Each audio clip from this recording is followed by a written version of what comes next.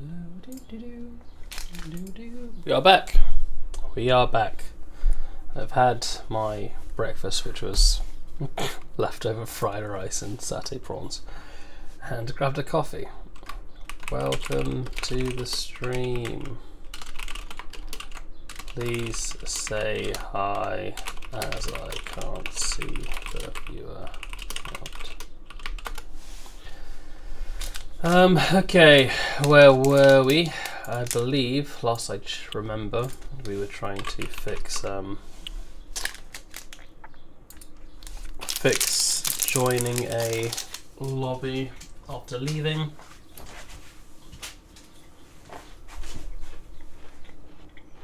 I wonder if it works with the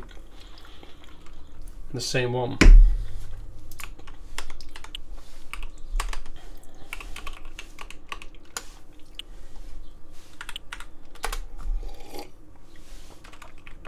Yeah, so this works.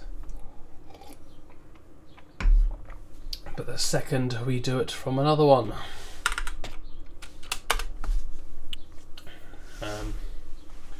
Just gonna reload. It's been on there for 45 seconds.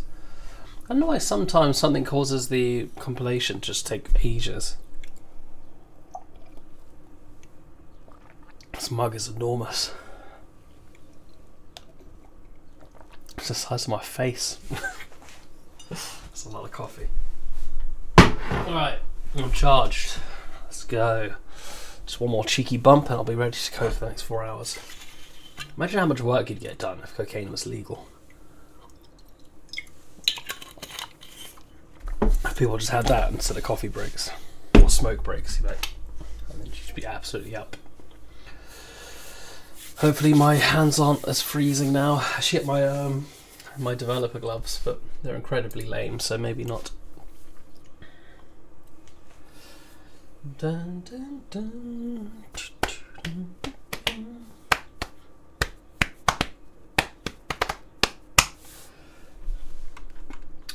Let's say create relay, and then let's get the ID, and let's say join relay. Paste it in there. So there's a little lag now while it waits for it to join. But it works correctly the first time. Oh no, it doesn't even work correctly the first time.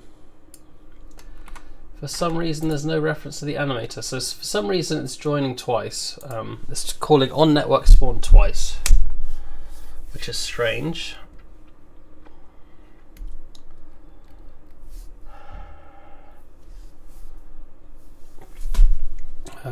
Maybe we'll do a little.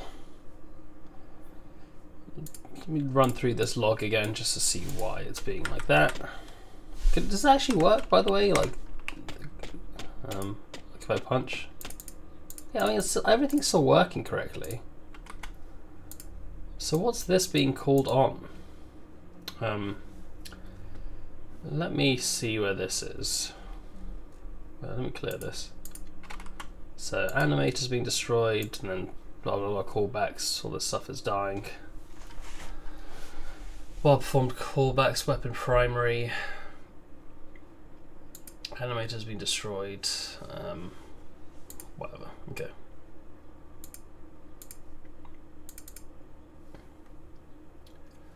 So let's say attack animation playing. Where is this called? In the Delve controller.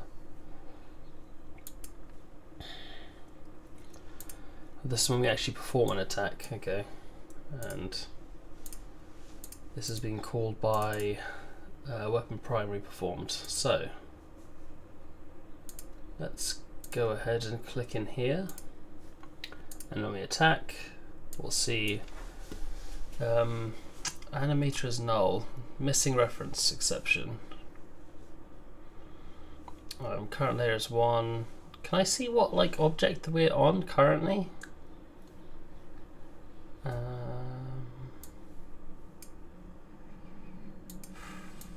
So the input is working.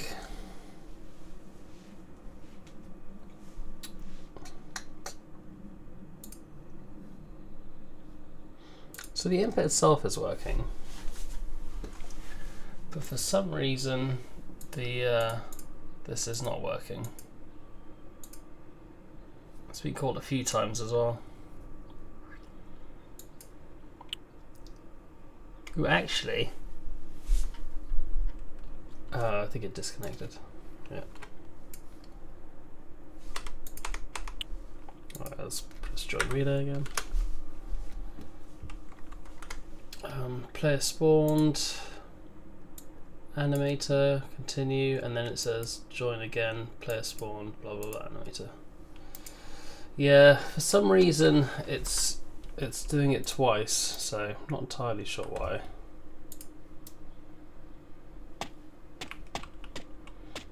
It's doing it more than twice. It's doing like, I think once for each time I've joined, maybe. 1, 2, 3. So if I leave now, let me just turn off breakpoints quickly, just so I can test a bit quicker.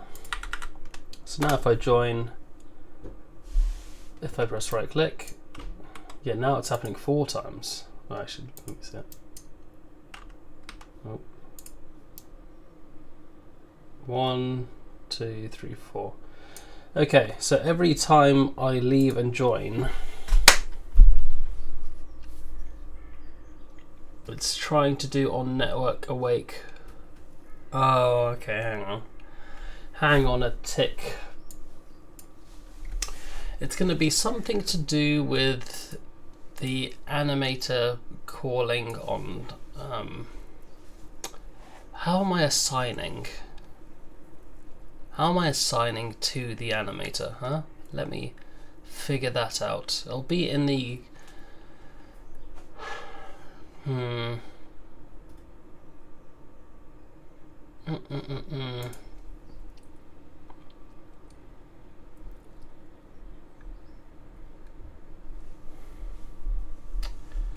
On network spawn is being called for all the things we've destroyed somehow. So when we're destroying it, somehow on network spawn is still being called. So it's like it's still in the scene, even though it's not. I don't know why though.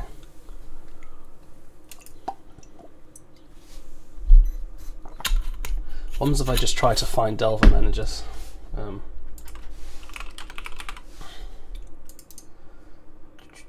Find references in scene.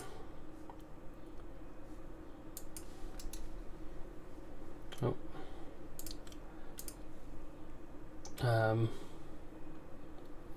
That holds the template to it. There's one, there's the other, and this also I imagine holds some sort of thing to it. God. I can increase this as well, queue size, but I shouldn't need to anymore. Yeah, there's only 2 still.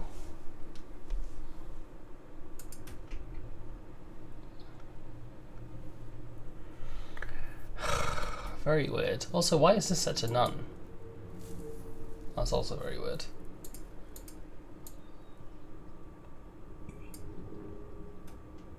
Why are there 2 of these?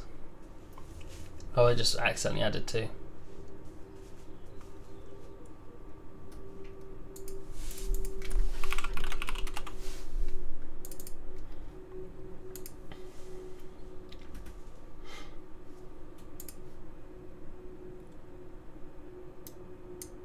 For some reason I have indeed added 2. I don't know why though. Wasn't making a difference, I think it just, yeah. So whenever I rejoin, it's adding another thing there. Does that mean if I, is that even from the first time I play? Is that true? Let me look at the announcements because I hate these things. What does this publish button do? This message will be sent to all servers following this channel. You can edit or delete this message later. There's nothing following this channel, is there? I have no idea how this works. Follow, announce regarding products. Interesting. Very interesting. So there's like an announcements page. I should probably just call it new video. And have another announcements page for productions and say, hey, new trailer's out. Interesting. Well, that's pretty cool. Didn't know I could do that. Stage for QA panel. Man, Discord has so much stuff now. General, forum. What's the difference between a general and a forum? Fuck, I'm like it's just like a puppy seeing a squirrel. This is cool. Whatever. I don't need this. Get away from me. It's too distracting. Can I get British Airways on my complete savings account? British Airways. No, sadly not. Can't get Expedia. Maybe I'll book a little holiday. Oh god, that's how they get you. Trip.com, train line. Oh, I would love a little holiday. I need someone to take on holiday.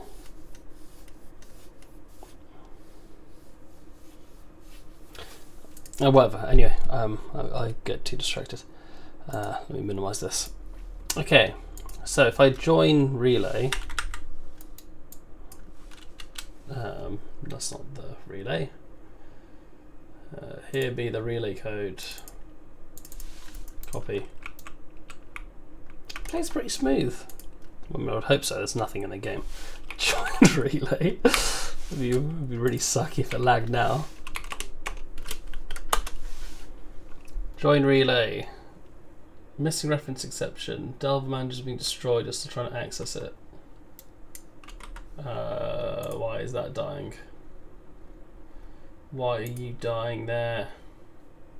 Server manager 67. Server manager line 67.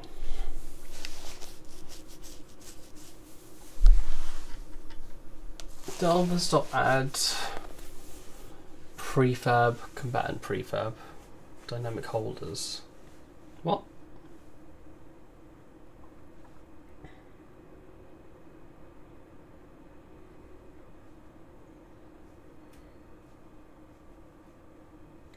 Client ID is keeper. That's just the two things it takes in, yeah. The object of type Delver Manager has been destroyed.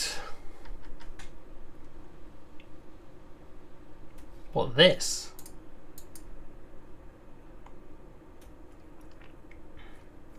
How has that been destroyed? What? How has that been destroyed? What do you mean? What do you mean? Type Delver Manager has been destroyed.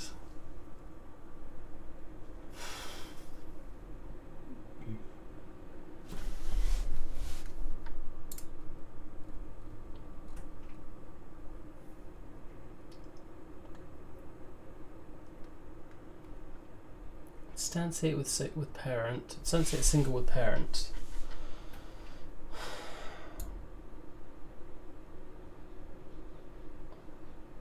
Instantiate spawn player async.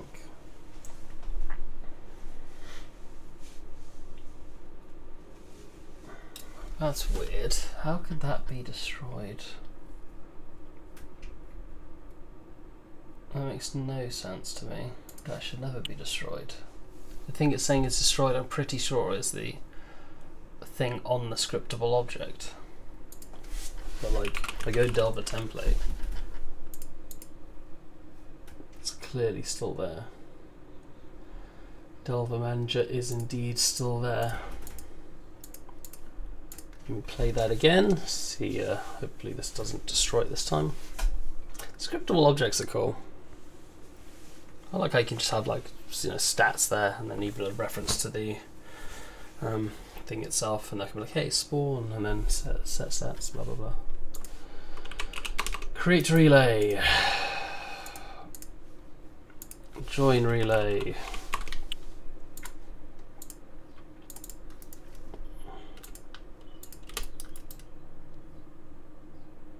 Now it works. So okay, so the first time it all works as intended. It all works perfectly fine. Pat, pat, pat, pat, pat. That all works fine. Now, if I exit the relay,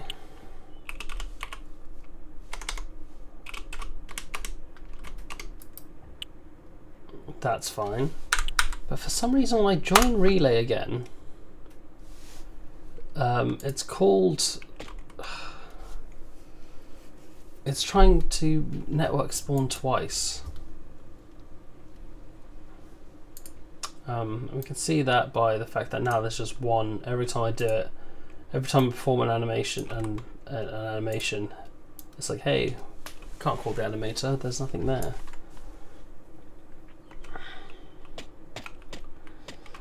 It's not doing anything else though, because it doesn't make sense. It does not make sense. Like, my original thought is that, oh, it's just like, it's the animation controller trying to access something that's not there. You know? That's my original thought. But when I look into it, on network spawn's definitely called multiple times, and it's called once each time we enter the thing. And this is on the Delver manager. So if I just delete these and I say exit relay,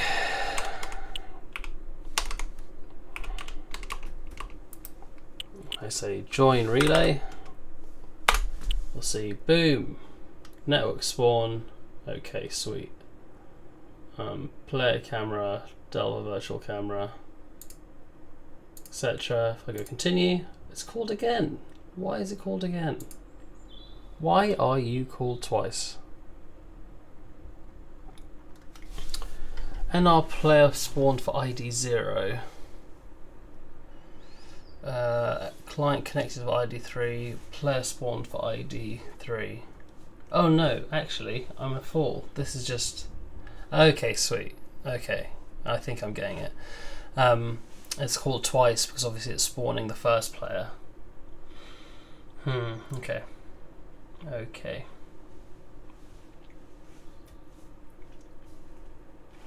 Is that called before synchronize or after synchronize?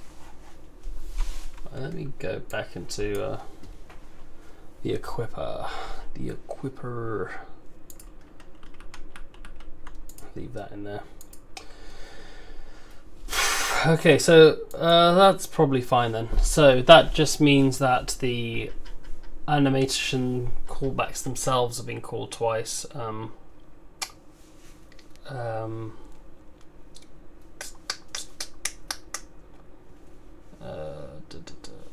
So what function? No, the input's being called twice because that's where it starts from, the input manager. So the input manager,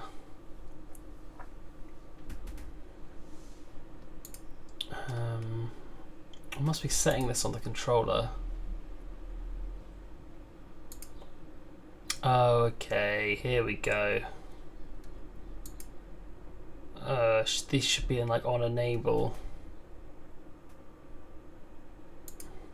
and then on disable should take them off.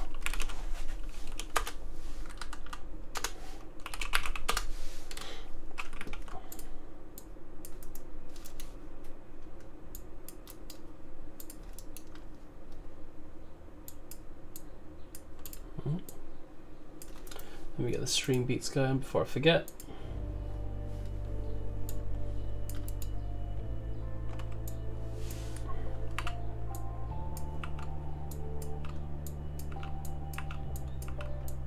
Is it just a dot clear?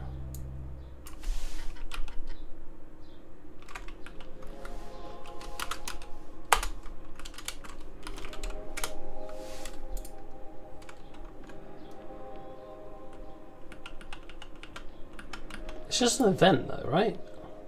Public event.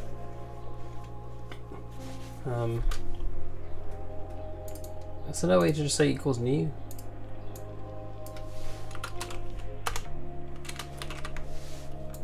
No? Must be a way to clear an event. because I don't want it setting more than twice anyway.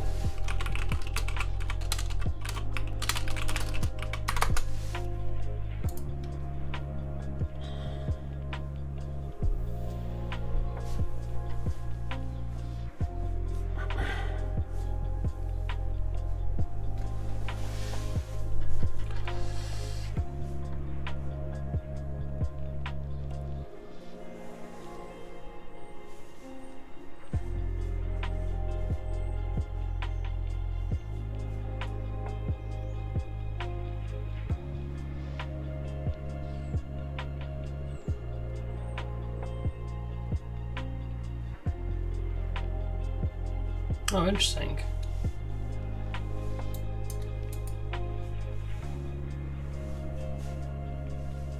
See, this makes sense to me.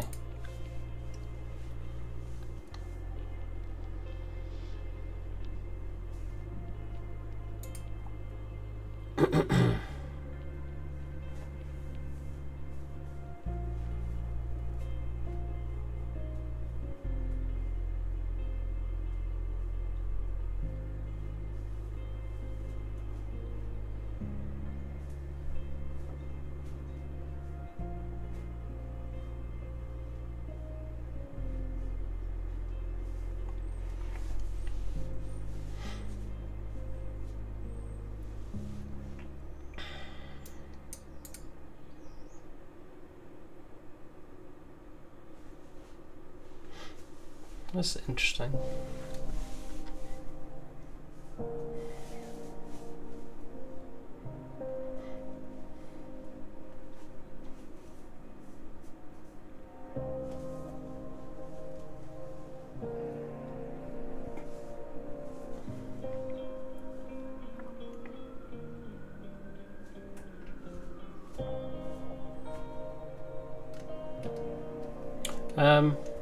That's cool. But I think this is probably easier than writing some long code.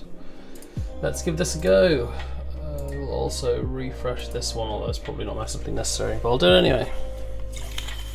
So let's compile. I don't know how much coffee hits me, to be honest. I don't feel that much more awake. I feel like I don't know, I feel like a little bit more awake. Oh, then again, I had like 20 minutes ago, so I guess it takes an hour to kick in. Ask me again at 11, where apparently it peaks. Also, surely it depends on the person. My slow ass heart rate is probably I'll imagine it'll take longer to hit me. What is my heart rate right now? It's 94 now, actually, it's quite high. So I'm standing and doing the mildest bit of exercise. Usually it's quite low. So unhealthy. Well, I think low heart rate is good, I think. I could be wrong. I obviously like within reason.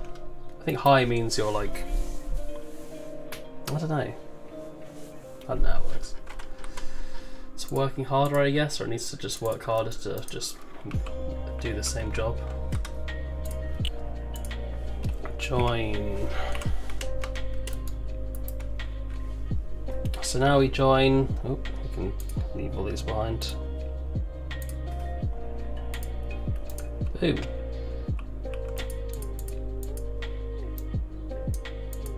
That's weird. Punching's working, but now just right click isn't working. And it's just because of a key, apparently. What? This is very weird. Did I delete an extra line somewhere?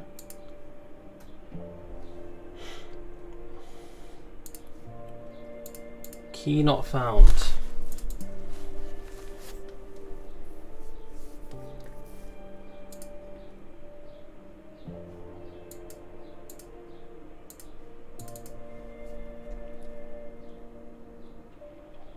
But how is the primary found if the secondary isn't found? Doesn't make any sense.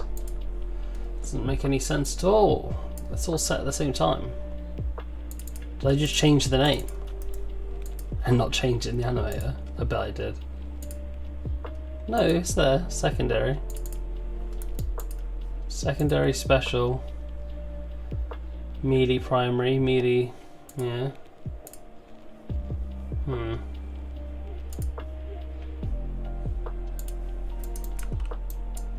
That's weird. What is happening here as well?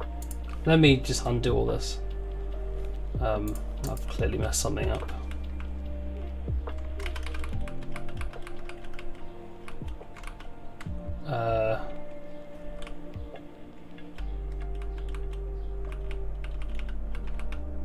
Let me give this a test. See if I've broken this. I don't see how I could have.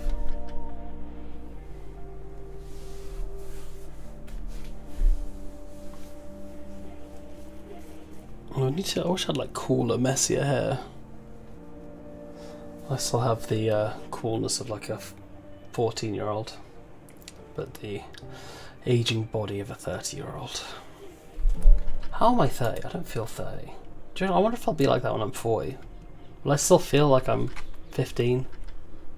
Will I ever age or mature? Who knows? I don't know how I'd ever have kids, man. Which would be like, oh man, I have to pretend to be an adult.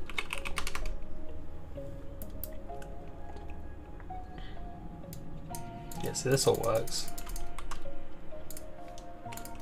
So why would this not work if I move this into on enable? Doesn't make any sense to me.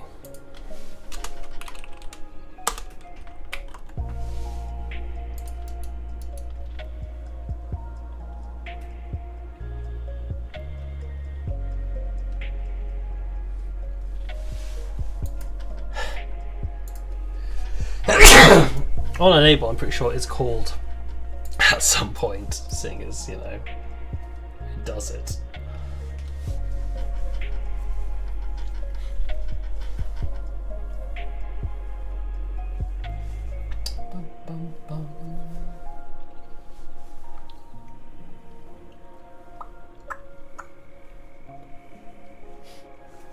I mean, realistically, I could get rid of all those plus and minuses and just do it in an update, which is the same thing.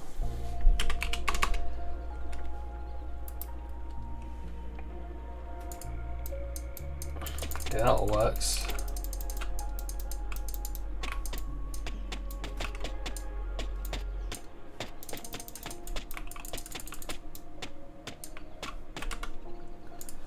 So let's copy this over to on disable, which I'm pretty sure there's only one of, otherwise I'd be getting an error. And we'll say minus equals on all of these.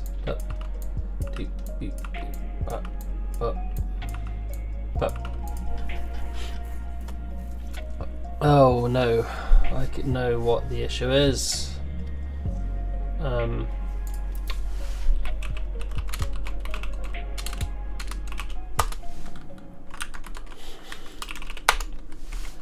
we go. As always, forgetting to put this on networked objects. I think that's probably the only issue, because it was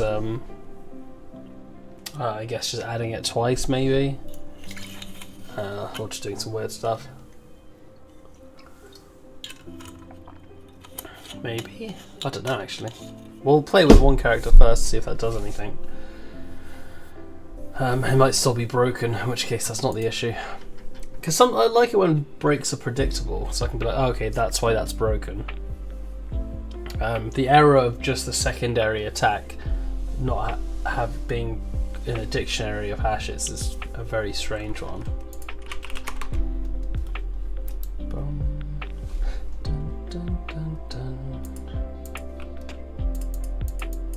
That doesn't do anything now. Why is that not doing anything? Is on disable being called? If not owner, return.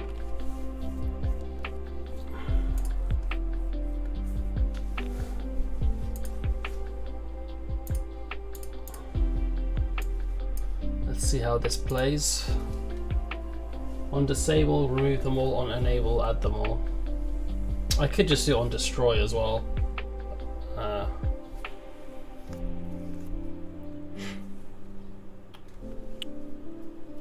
Why am I even adding animate before that? I don't know. Surely I shouldn't need to add the animator. On enable. Well, why is it returning? It is owned. What? How is that not owned? What the? Well, explain to me how that's not owned.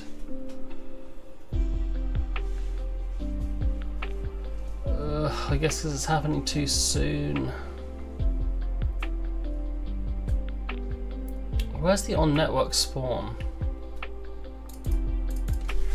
On network.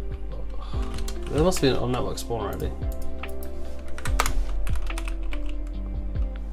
On network spawn. On network despawn. There you go. Let's just bloody copy it there.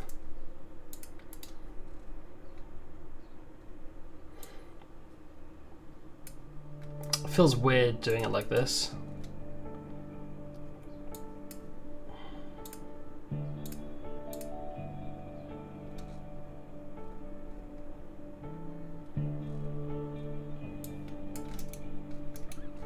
Feels weird doing it like this because this is called by on network spawn anyway, you know? So it does it like this. So maybe I just call this in construct. So on network despawn.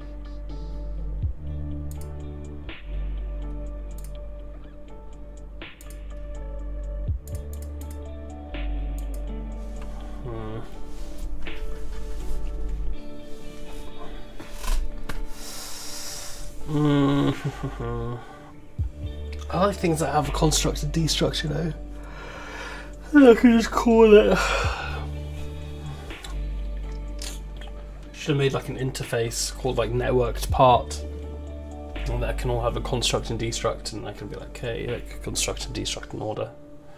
It's nice. It's nice to just have constructs and destructs, and you know, I feel like it gives you more control if you do everything manually rather than, oh, okay, here's the default start, awake, blah blah blah. If you just do everything on start and you do construct and you just write your entire timeline, yeah, it's a lot easier to follow in my opinion.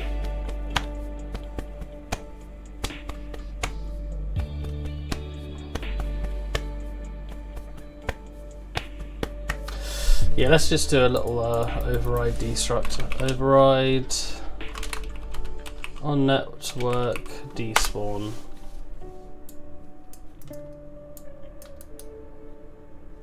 Yeah, I'm lazy. We'll just do it like this. Ooh. So on network spawn, we'll add. On network spawn, we'll assign the controllers spawn and despawn. We'll just say if is owner return, or if not owner return. So let's play this. Hopefully it's not called multiple times, and hopefully it's not called out of order, and hopefully it's not somehow breaking the secondary. I don't know how it would, but we'll see. Create relay. We move, we attack, we block, everything works fine. We exit relay. And we create a relay again, and everything works fine. We say fine, it looks very derpy. I kind of like it, it's just absolutely sore, absolutely flailing. Wow. But yeah, it looks okay. As okay as I care to get it. Can we hop it up, hoppity hop hop. Oh man, I should have bought that Cynthia package. It was like Alien World. It's like £500 usually, and this time it was like 100. So wow, so much off the top. So let's try to join with a new player. Could probably turn off game state and whatnot. Let's say join relay. Join relay. Let's add it in.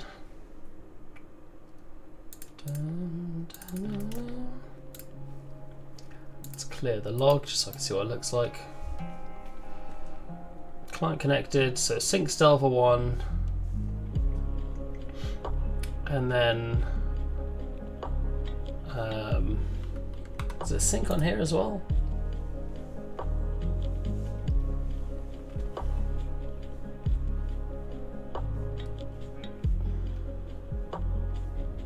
Yes, it depends how slow the internet speed is. But yeah, so it seems to work here. Defend, attack, pap, pap, pap, pap. No, it's not doing anything. Well, it is here, but here it's not doing anything. Why have you stopped working? Everything I fix seems to break another thing. That's weird. So the attack is working now, but the actual attack itself isn't working. Maybe it's working on that client.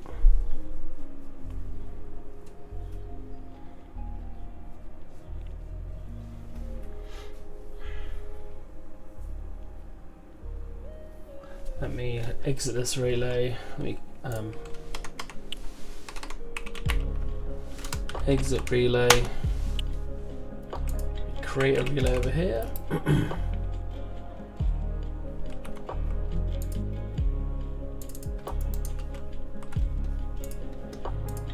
Join the relay over here. So you can see why it's not working. Oh, it is working. What? This must just be a... I have no idea. That's a weird one. It's only working on this window, not even like client-wise.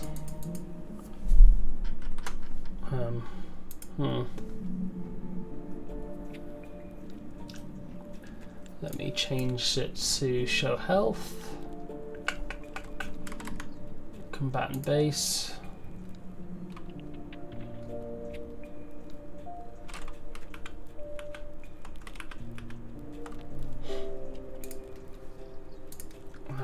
Let's say okay, let's do that, and let's just start it on that client and then just start on this client.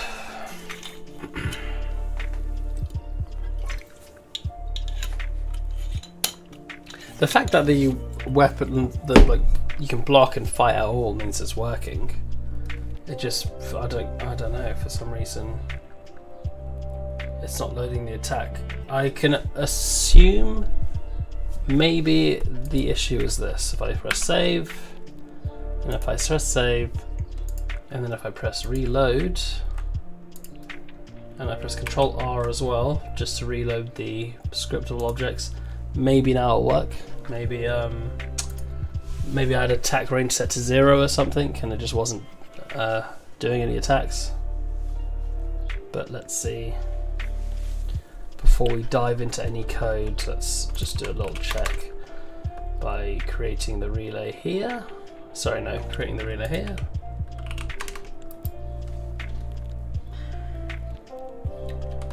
But it was working before, so yeah, I don't know why it wouldn't work.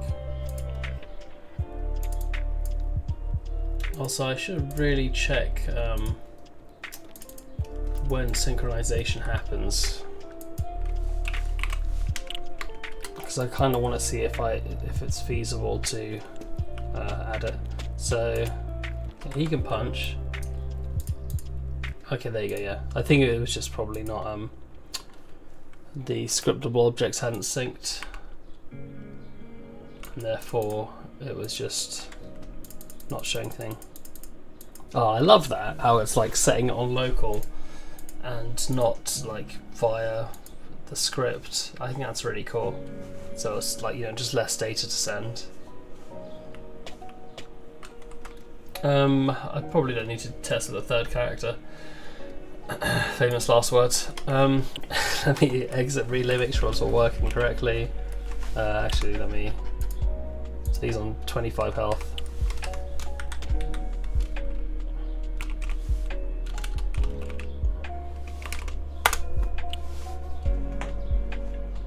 Oh, and it joins in the right place. That's weird. Why has that happened? Whatever. Join relay.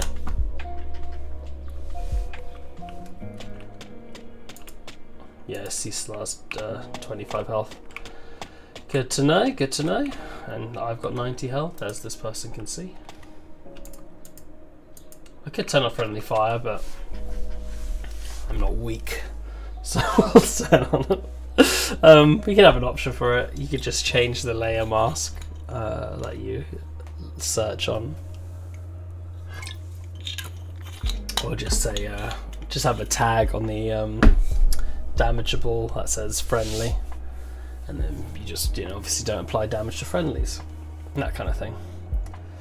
But I'll leave on for now because that's later down the line and not as fun as killing your friends. I don't know how I'm going to do respawns. I think I like it with the idea that each room, like the spawn points in each room, other than the start room, are blocked off. So you're like locked in a room. I think that's cool. Maybe you like punch the door and the door rattles kind of thing. I think that's cool. And yeah, they have to go back to rescue you. Or you could do it in a Helldivers kind of way, where you like summon an ally. That could also be cool. But that's a bit easy, I think. I like the idea of having to free them, and if you're all in a spawn point at the end, then you lose, kind of thing. Yeah, I think that makes sense. I probably wouldn't have the free them, like the free them mechanic might be like look like it, but it wouldn't actually be it. Also, multiple spawn points. You wouldn't need multiple spawn points. You just have one spawn area in each map. Or maybe have it so when you enter a new map, then you respawn them, because each map segment shouldn't be too long to get to, kind of thing. How am I going to do it? How am I going to do spawning? Oh, the coffee is going through me. I will return shortly, while also thinking about how to do spawning. I'll have a good little thought while on the throne. Nowhere else are better thoughts and ideas fabricated. BRB.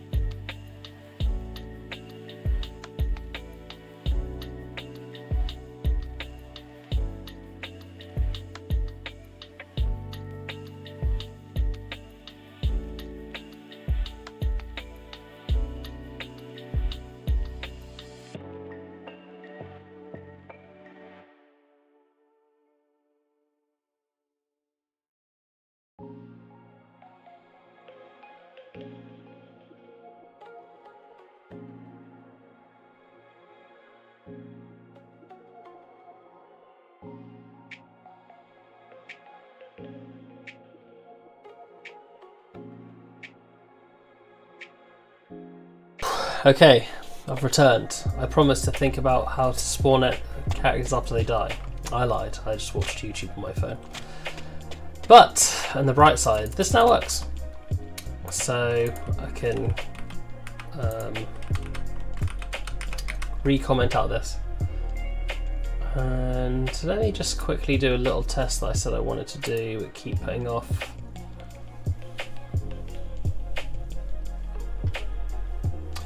How am I doing this? I'm doing it like so. It has to call a server RPC first, right, before it calls a client RPC. Let me ask thing. Can only servers call client RPCs? Yes. So you have to go from you have to do a server RPC, then the client RPC. But that's not too big a deal because I just do it like, you know. I mean, everything is done via the combat manager here. The combat manager has a server RPC and a client RPC. It just does it like this. So yeah, it does it locally.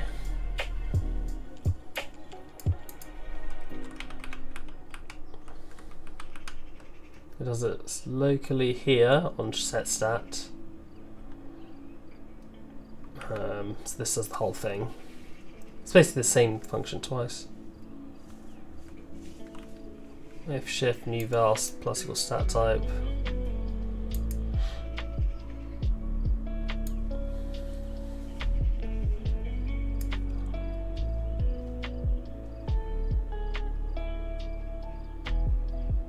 I could just cut this, couldn't I? Yeah.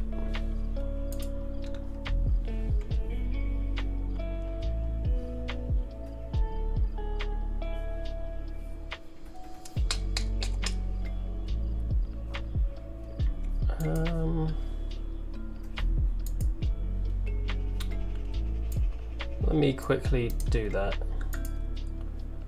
Extract method, so this is set stat.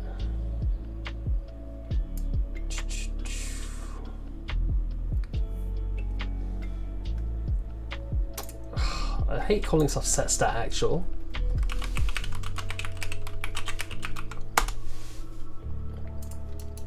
So this is set stat server RPC. Let's call it set stat local.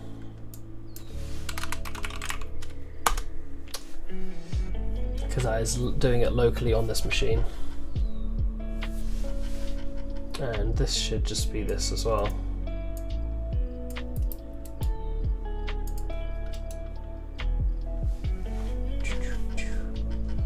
So yeah, the client RPC will just do set stat local.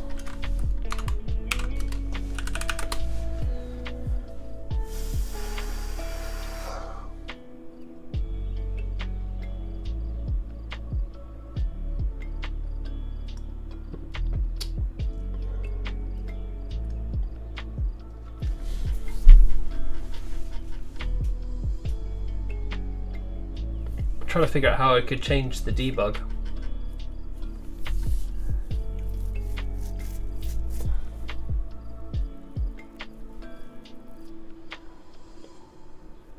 Would I be able to know here? Can I check? Is there any way to check if I'm local? I don't know if I need to, but is there any way I could?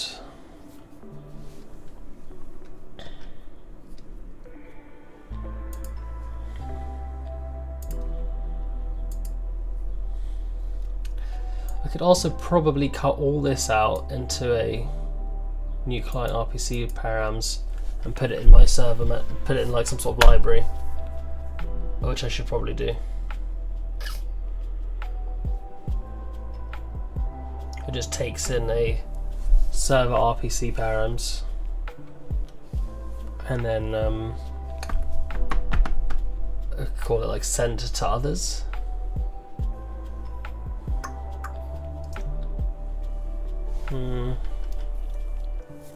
So if I cut this, extract method, and call it send to others, not self.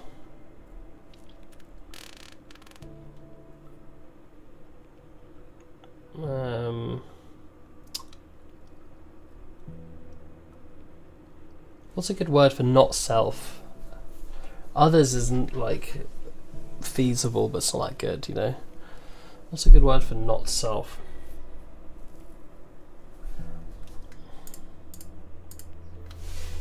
Other than others, what's a good name for not self? I want a different name. I have a function that returns client RPC params that sends to any client.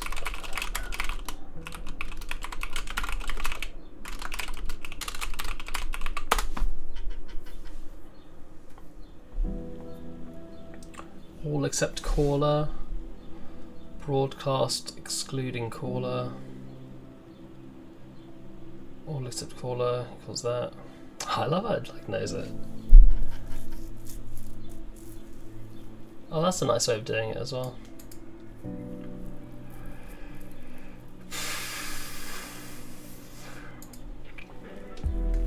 So it takes in server RPC params.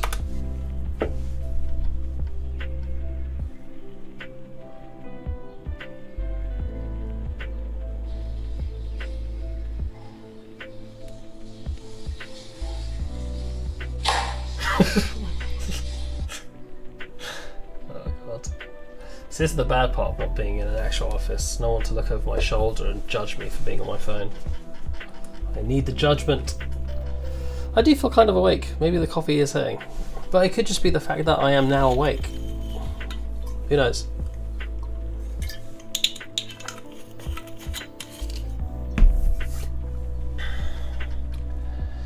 I like all except caller. And you pass in the server RPC params to it. God, see, sometimes this website just very unresponsive. Oh, there we go. Example, client RPC, RPC helper, all except caller. Yeah, see? I like that. I like that.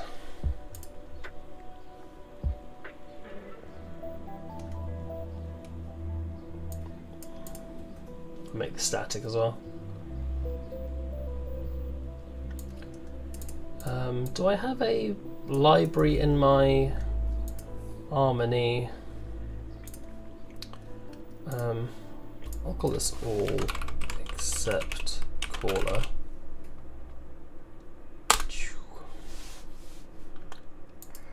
Client RPC problems, all except caller.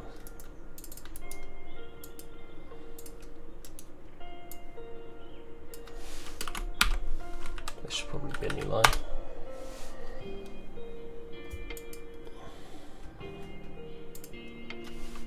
This could maybe be a new line. Let me throw this on some sort of library in Harmony, because this seems like a useful function.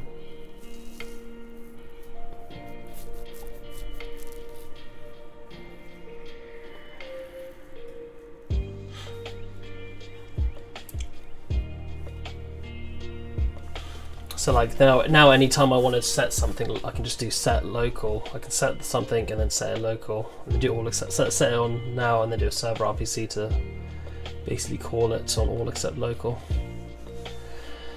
Seems like a nice way of doing it. I don't know about the stability, like safety, because obviously, you know, giving a lot of use to the controller, but it is what it is.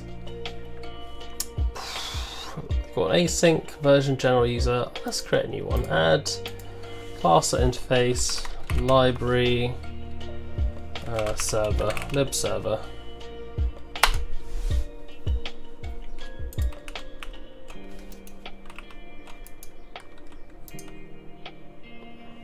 I'll have to reference it.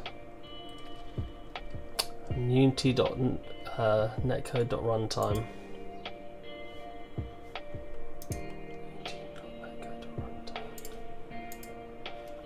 Where is Harmony? Bum, bum, bum, bum. I think it's a good function to have in my library class. It seems useful. Obviously, I should have like some sort of definition. Say, hey, does this file exist, kind of thing. Harmony, utilities library, Harmony. Oh, is this the entire thing? All it takes in is addressables, resource manager, text mesh pro. The hell's a resource manager? I have no idea. Netcode, unity.netcode runtime.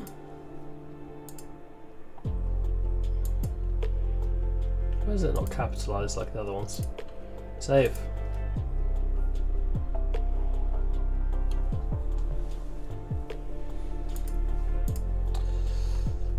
Syncing, okay.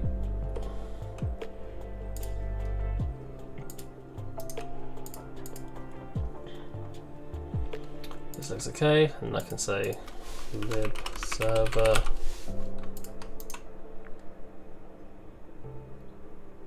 Why do you need to reference Harmony editor?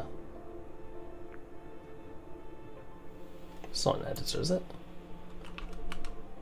Why is it there? Just libraries. Oh, I put it there for some reason. I don't know why.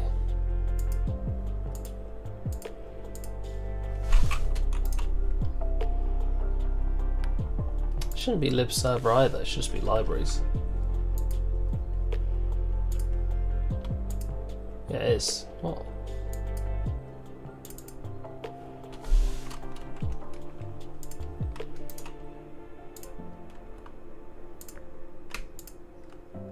It's always says to be public. It can be static like all the others, as it should be. Why are you red?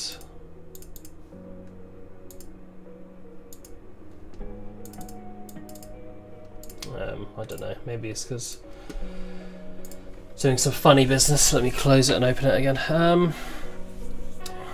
I want to see if this works. Also, as I said, I haven't got any sort of test to see if this is actually doing this correctly. On synchronize, based on synchronize, server RPC. I still don't understand the point of client RPC require ownership. That seems so... Because if I can only call it from the server, what? This only ever calls on the host? That basically says is host? Is that right? Because that seems like a very meaningless thing to have. Doesn't seem very necessary at all. I get they require ownership of the server, because then that's like, oh, okay, anyone other than the host can call it. Or even like the server itself can't call it. But surely require ownership is always false for a server, unless you play as a host. I don't know, it's weird. It's very weird.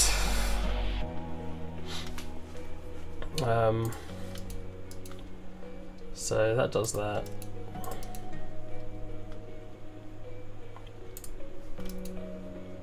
On network spawn, on synchronize, set server. So this is get stat, this is shift stat, and this is set stat, which just does that, or set actually does the set stat. You could do this in either order.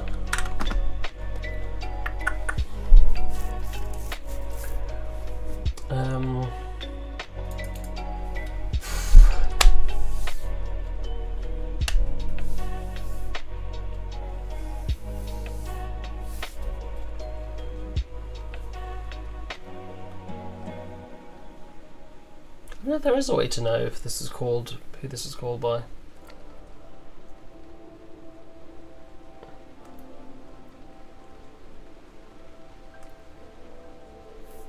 And there is. You'd have to pass something from here.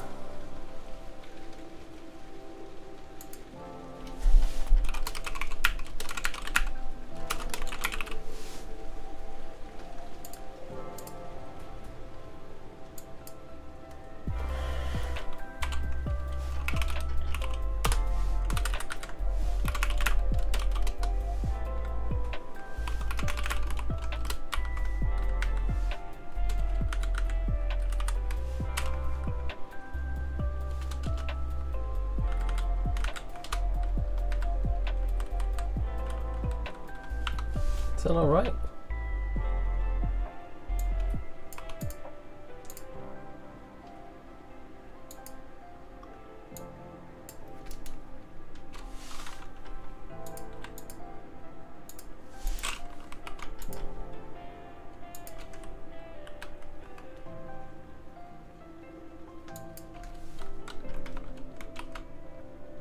Yeah, I think it just messes some stuff up.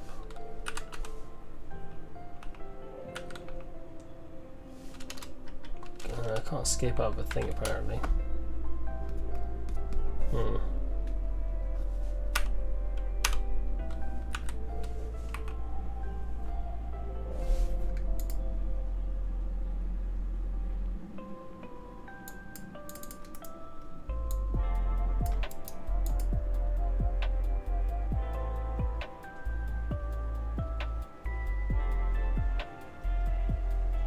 That's weird, why is it showing it like that?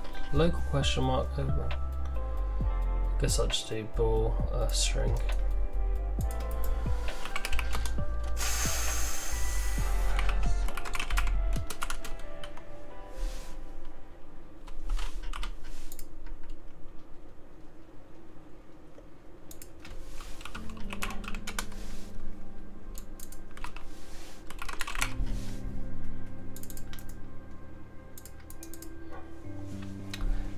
Let's see if that works. And then here we'll say set stat local true. Otherwise it shall set stat local false. I think that's the only way to do it really. This is just for testing purposes, I can get rid of that.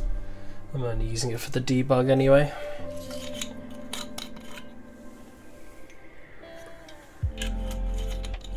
I wonder if you could like really just segment like little sections of code off with his Unity editor.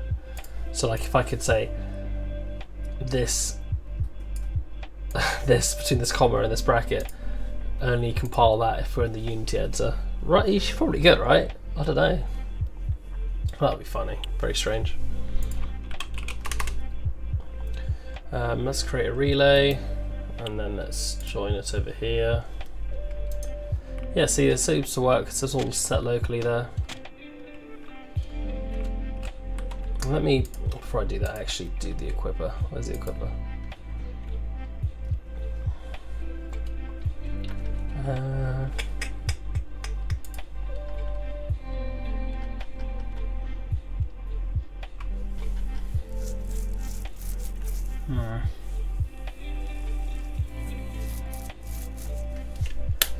I wouldn't have to do anything locally, I could just return if it's local. So I wouldn't do anything unsynchronized, I do refresh server RPC.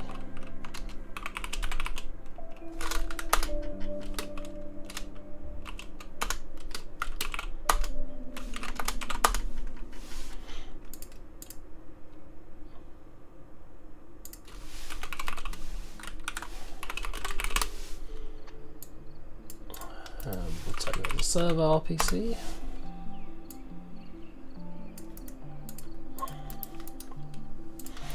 We'll tag this as a client RPC.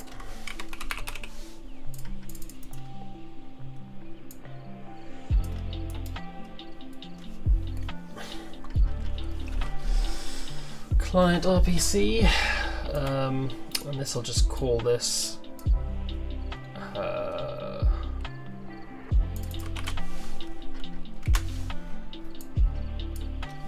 I'll just call this refresh client RPC if it'll take in library server dot all except caller RPC params. So that's what that'll do, and that should just basically say syncing Delver.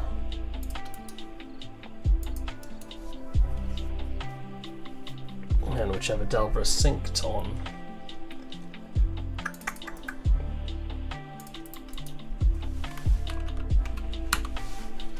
That's like a really nice way of doing it, very clean, very easy. So if this appears before that, oh, we got someone in the chat. Always I have to look over to see how late I am responding, seeing as I'm always scrambling to myself. Simultaneous. I am working on a asymmetrical multiplayer game. It's going to be 4 players called Delvers playing against a VR player called the Keeper. And if you ever played Dungeon Land, it's going to be kind of like that. So it's going to be like 4 players just on the ground level, third person action RPG kind of game, and one player overlooking it, putting down enemies and turrets and all that stuff that they have to battle through the dungeon on. That's the hopes, at least. Progress is slow because I spend half the time just trying to experiment with how networking works. Currently trying to synchronize network variables across multiple things. How you doing anyway, man? Where you from? Where you commenting from? I don't know how bad the server lag is, so for all I know, I've responded and he's already left. We're going to join relay over here, and we're going to see what this is saying. So true. Okay, let's see where it shows up.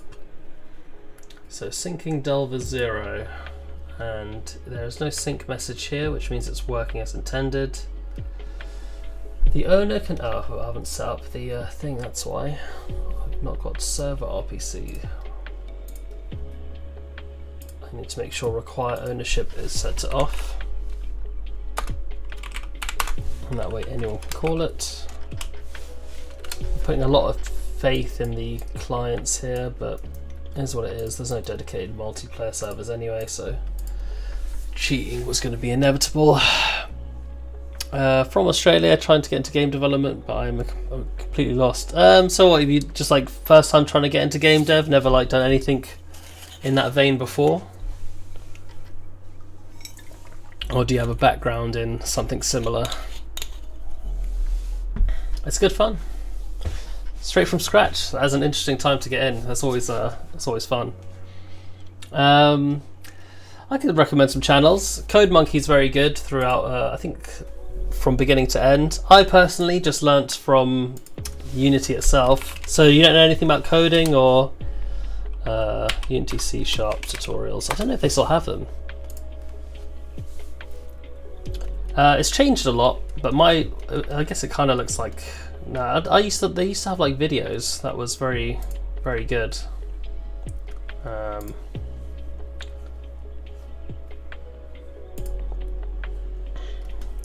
I wouldn't trust that. Yeah, Unity used to have some tutorials, but that's a good thing. Do you know what engine you want to start out in?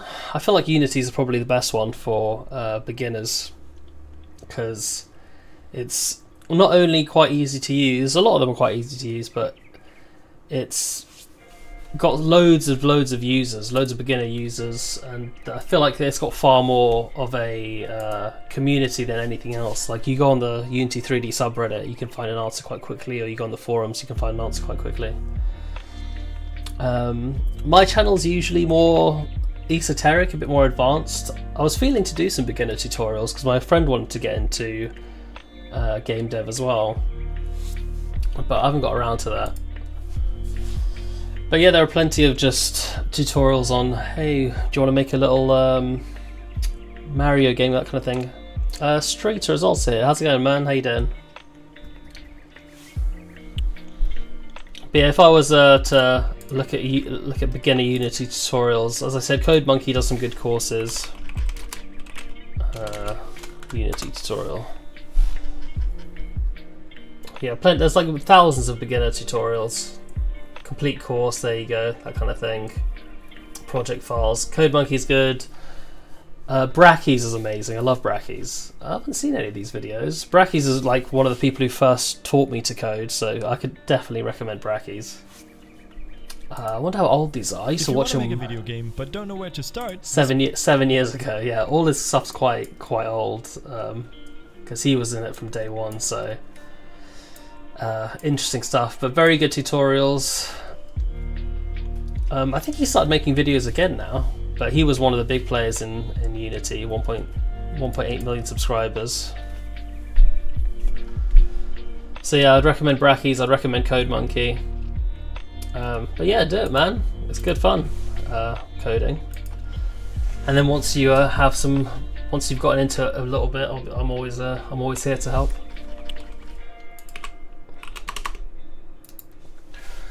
Anything to distract me from doing actual work, because it's tedious. I want to be a game developer, but everything goes wrong when I try to do anything to follow a tutorial. Yeah, I never really learned from tutorials, to be honest. Like, a lot of people say do the big projects, like, oh, here's a Mario tutorial, do this, do that. I learned by just learning scripting itself and then worked off there. So as I said, like, I just looked at basic C# tutorials via Unity. I think they were on Unity's page. I don't know if they still exist. Unity scripting tutorial. Beginner scripting.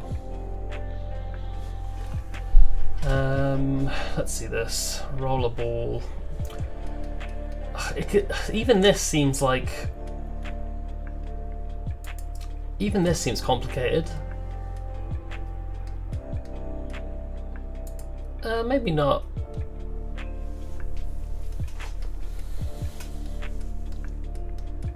This seems very step by step, seems quite straightforward, but as I said, yeah, I didn't do any of this. When I learnt Unity, I just learned like what each thing did. So it was basically a big list of basic things in C#, like, oh, this is you start with hello world, obviously that's how you do everything. So you say, oh, drag this, make a new script, drag it onto an object in the scene, and then say, oh, debug hello world, and then you say, okay, how do you do a for loop? What is a field? You know, like integers and stuff like that. What is this? What is that?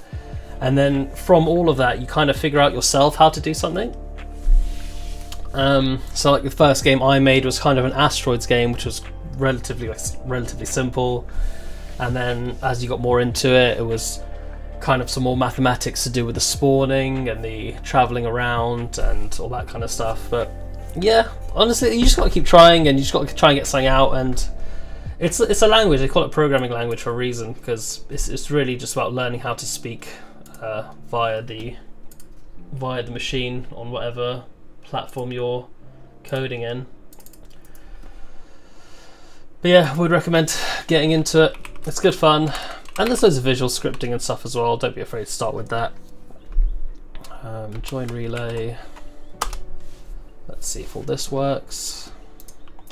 I mean, like, and there's obviously a learning curve. Like right now, I'm just learning multiplayer. I've never done any multiplayer ever, so all this is very new to me. I'm just like, okay, is this working?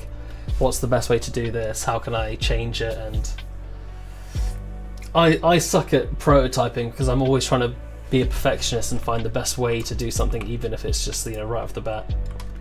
Okay, so this all seems to be working. Is there a sync message? Let me exit here. How you lot doing anyway? Where you lot commenting from? I ramble a lot. It's nice to have people here so I feel less crazy. Let me clear this and then join relay again. I need to delete these messages. They are way in the way.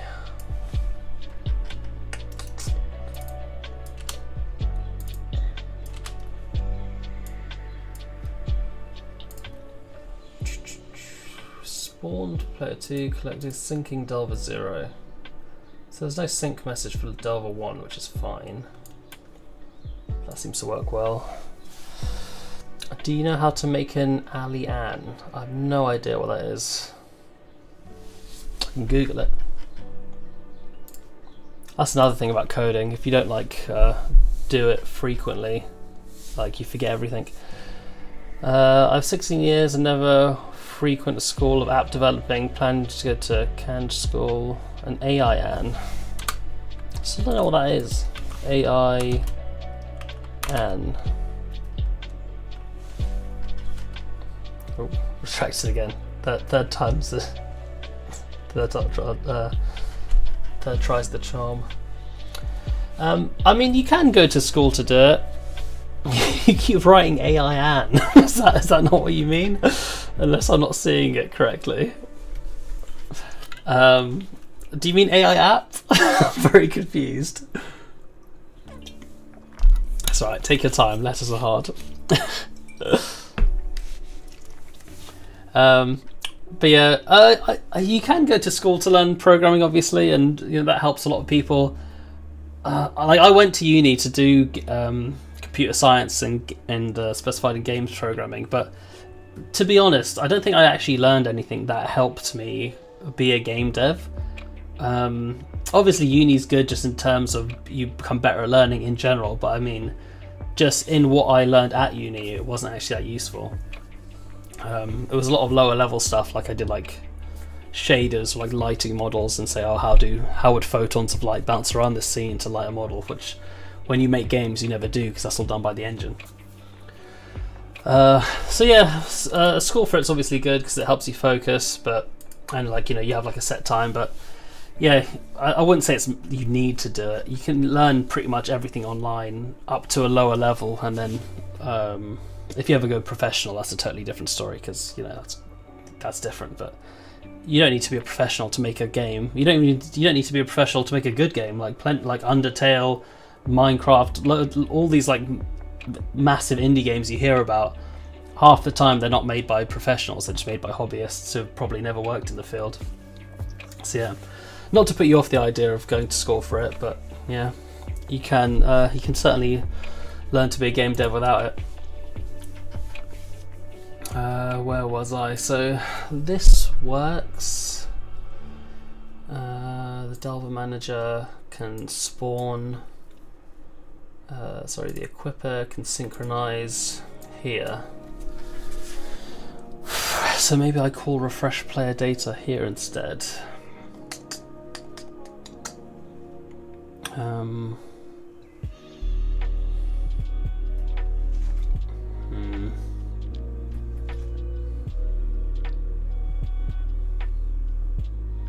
Is that what I want to do? I want to call it on all players other than that, or do I want to call it on player this? You ask again. Do you know? Do I know AI? As in like current things of AI, like Midjourney and ChatGPT, or do you mean AI as in like enemies? Because I have no experience with either, but I am going to have to write some AI for this game because I'm going to have enemies like the one of the players, the keeper, can drop in the scene, and then obviously those enemies have to be able to fight the player. I have like some basic enemy AIs, like if you look at Above the Stars, which is my last game, or my last big game. I made a different one. I made Hexagon as well, check that out. Above the Stars has some AI in terms of like ships, like these kind of ships that come in and attack, but it's very basic. They just like orbit the planet and fire, and there's some bosses as well. Don't have any screenshots of the bosses. Interesting. This one I did. Maybe in the video. Above the Stars. My amazing trailer voice.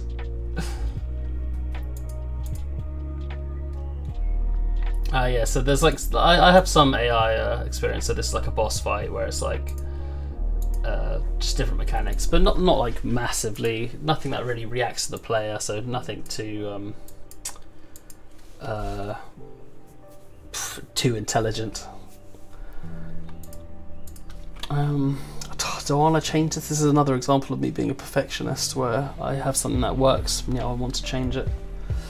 But yeah, get on it, man. There's only one way to get going. You have to just start. My advice would be to finish a project. That's the only advice I can give.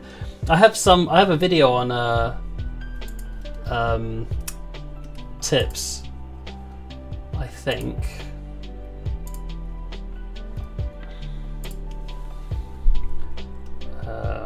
Intermediate coding tips. I think there was one that was just like beginner tips as well, but it might just be this one.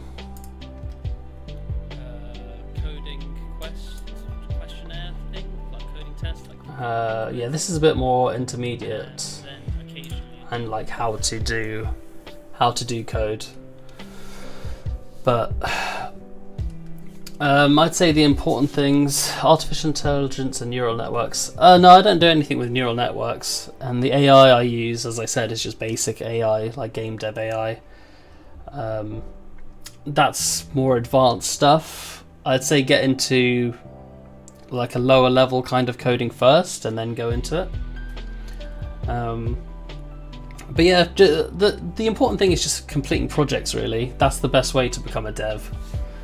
A lot of people just, especially the people, get overwhelmed. They either try to make a project that's too big, or they just, they get tired. They come up with a new idea like, oh, this will be really cool. The most important thing is completing a project. So just give yourself an idea. It doesn't have to be it doesn't even have to be too basic, because at the end of the day, if you're progressing, you're progressing. I'd say planning is the most important thing. I used to just use a Word document and say, okay, here's the big lists for my first game, Secret of the Cause, which was like Asteroid mixed with Motherlode. If you ever played Motherlode, Secret of the Cause. So it was like Asteroid. It looks. This was like an old trailer.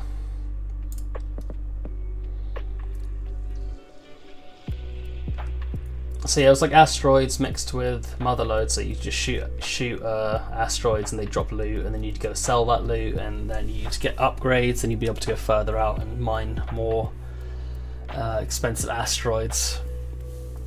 And it was good because it touched on loads of things, everything from the particle system to just like basic mathematics in terms of movement, basic gameplay, a bit of UI, this and that. And yeah, it doesn't have to be too basic. I think this took me like 6 months or something for my first game, which isn't terrible for a first game. But yeah, as long as you finish it and you release something, that's all that really matters.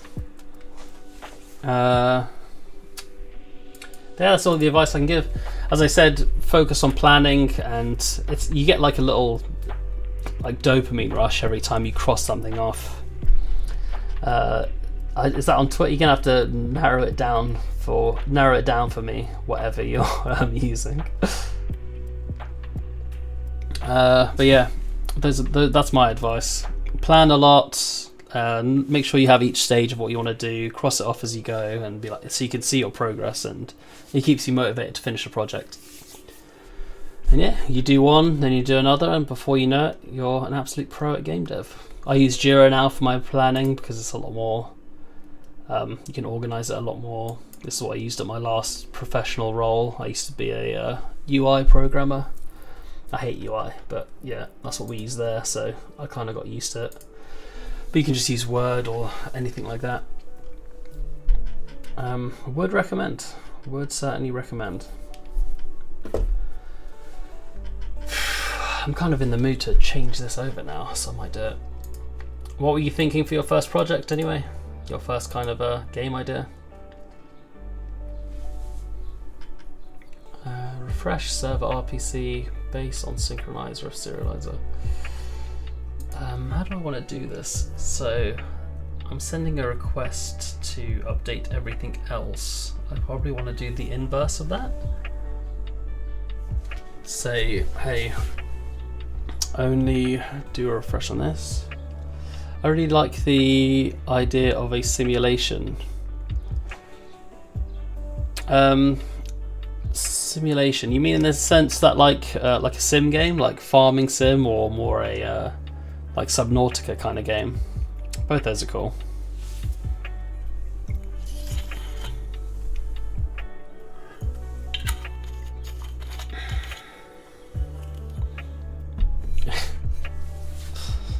Wouldn't let me comment, so I'm on a new account. Fair.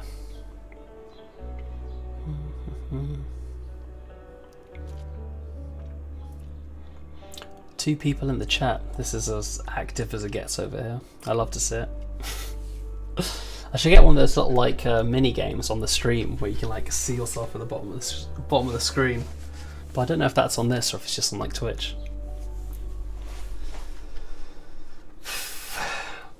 Where you lot from anyway? I'm always curious. It's always interesting seeing people who are like joining from halfway across the world.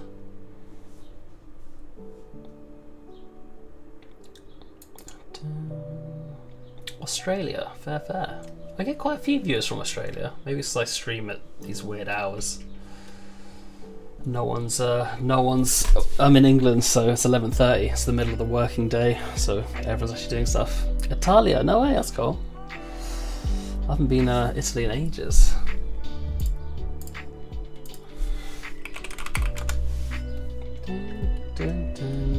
My father used to work in Italy, so I went there a few times. It's 8:30 for me. Oh, fair enough. See, I caught you in the morning stream.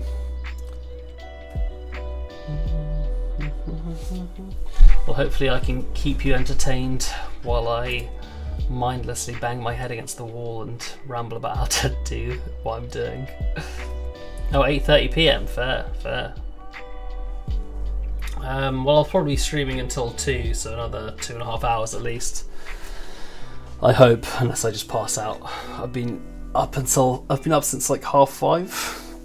I'm trying to stream from like usual working hours, so I used to work like 9 to 6, so I've just shifted that back 4 hours, so more or less 6 till 2 is where I'm going to try and stream every day.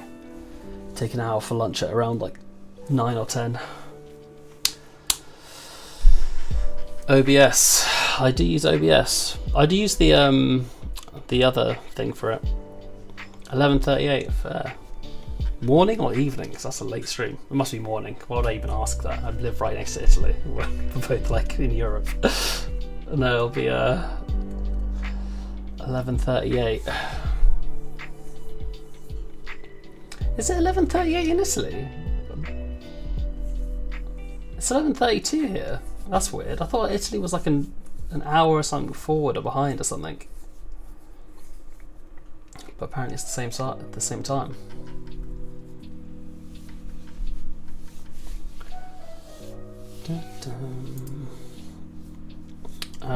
So how am I doing this? I have no idea.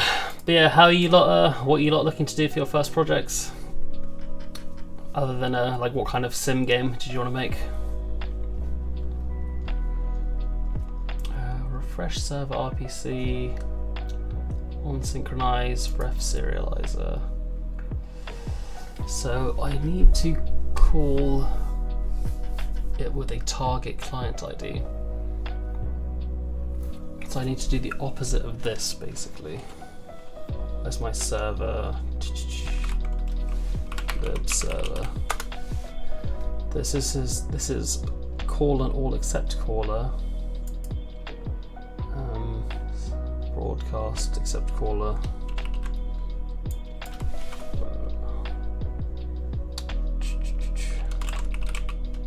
Send except caller, and I'll just copy this as a send caller. Send caller.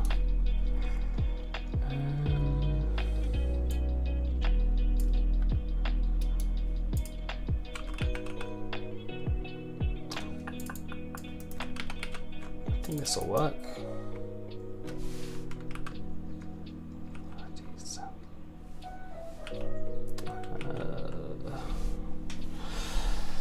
I'm thinking about a fast-paced top-down shooter. No idea how I do it. One thing I love in games with good movement. Fair. I made that top-down shooter, as I said, Secret of the Cause, but it wasn't very fast-paced. It was quite slow.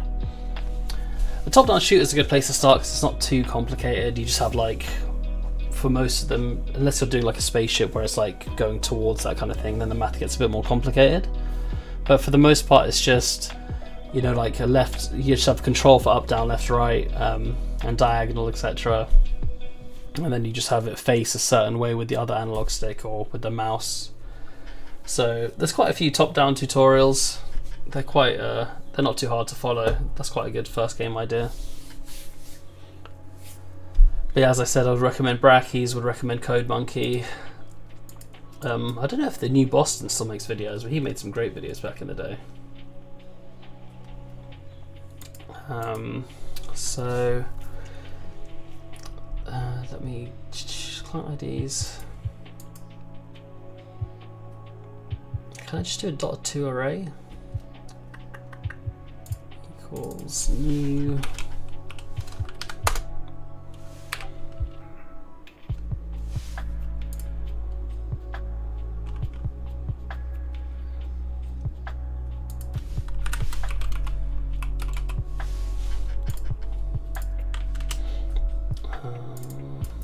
Will this work?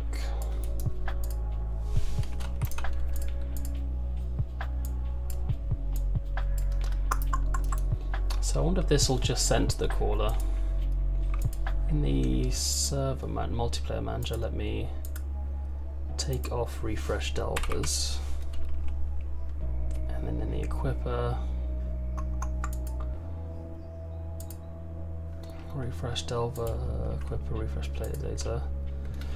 So we won't need any of this anymore. We'll just do it over here.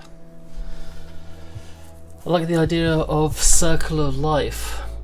Monster Seek Monsters. Is that a game? Monster Seek Monster? I don't know if that's a, or if that's just like a genre.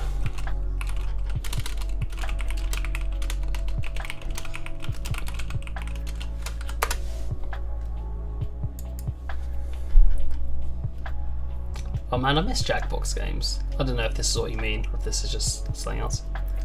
A Spore-like kind of game. Search the Sapling. The Sapling on Steam, a game about evolution. This looks very Spore. How good is Spore? That was a great game. Other planets. Have you ever wondered what the mechanisms of evolution might do to alien life? This looks so Spore. Evolution will do to life you design. Oh my god. My name is Walter Slope, and when I Oh decided man, to Spore was design so good. this game by myself, I knew this is what it would be about. Yeah, it was This is a great. sandbox game where you get to design ecosystems of algae and sea animals, plants and animals that live on That's land, cool. So it's in like trees, it's in like a the little air, bit more in in-depth version of This Spore. is a golf game in its purest form, where you can That's design quite cool. life exactly as you want it. But at the same time, 2016 was opposite. big. Was An 2016 evolution Spore was way older than 2016, no? Spore came out like ages ago. You will see species emerge to fill. Yeah, Spore was 2008. Spore was well old. Tarth was my first PC game. Tarth sounds familiar. I thought it was Tarth was a game. Tath? No, I don't know. What did you mean that was my first game? I remember there was a game called Tarth. Where sea levels have risen to the point that life on land is no longer possible, effectively making it Oh, Spore, okay, yeah. planet. Oh, Spore was great. Yeah, back in 2008. I feel like a lot of people, like, it got a low rating and only got like popular after, but I always liked it. I thought it was just, it's 10/10. All the different stages where you go through, and then like you go to the center of the universe. Very cool. Although I think like at the end I just speedran the going through all those little robot-y dudes. They were too tough to beat for me. I sucked. This music's way too loud. But yeah, good times. Good times with Spore.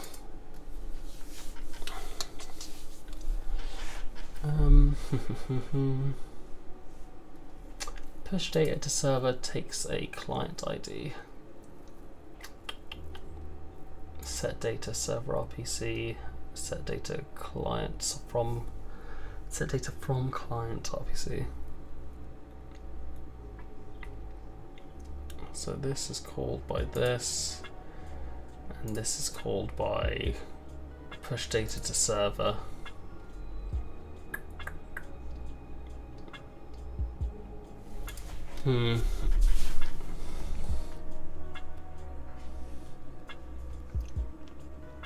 Do I want to change this too much? I feel like it's already working. I probably shouldn't change it, but it would be nice to do use it consistently.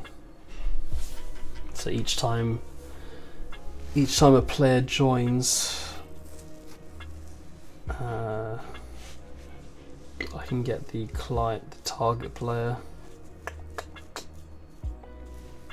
Each time a player joins, I say, "Hey, this is my player." Unsynchronize. I should probably commit all this first. This is another important thing to do if you're just getting into programming and stuff. Learn about source control and learn about backups. What are you using? I'm currently using Unity. I used Unreal Engine a long time ago, and I've been trying to get back into it. I might do an Unreal game after this, but I've just been using Unity for the past like 8 years. It's what I first got into properly. Like I used Unreal Engine when I was very young. I think first I started out in like Flash and ActionScript back in the day. Good times. But then I moved to Unreal Engine 3. And then after that, I did like a tiny bit of Unreal Engine 4, and then I went to uni, and they were using Unity. We did a team project in Unity, and then I've been on Unity ever since for the past 6-8 years.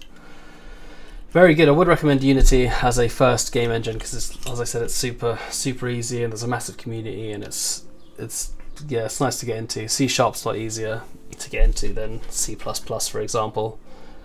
A lot less complicated. No header files and memory management and pointers and all this annoying stuff. There's not too much in there. Once you get into it, it's all the same. If you can do one language, you can do them all, really. Well, that's not true. It depends on the level of the language. I mean, even visual coding, it's all essentially the same. You just have to get your mind working in that kind of way. It's just a different way of understanding the logic behind games. But yeah, you can start anywhere. I think Unity has visual coding as well. I think it's called Bolt or something. I never used it. But yeah, once you understand one language, you understand all the levels above it. So if you understand C++, you can do C#, and if you understand C#, you can obviously do visual coding, that kind of stuff. Going down levels isn't as easy. So if you go from visual coding to C# scripting, there's a bit of a learning curve, but you can still do it. It's just you have to learn a bit more. It won't be it's not as straightforward as saying, oh, if I tried to do visual coding now, or if a C++ pro tried to do what I do, they'd be like, yeah, this is easy. It's just simplified. It's just C++ simplified.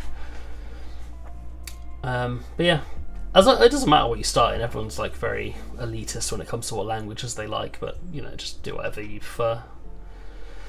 Learning's always good. You're never gonna be like, oh damn, I wish I didn't learn that, because you can always change how you do things. Let me commit this before I break something. I don't like the idea of committing this halfway through, actually. Let me get rid of this. Refresh client RPC, refresh server, no, unsynchronize, refresh. Okay, let me delete this.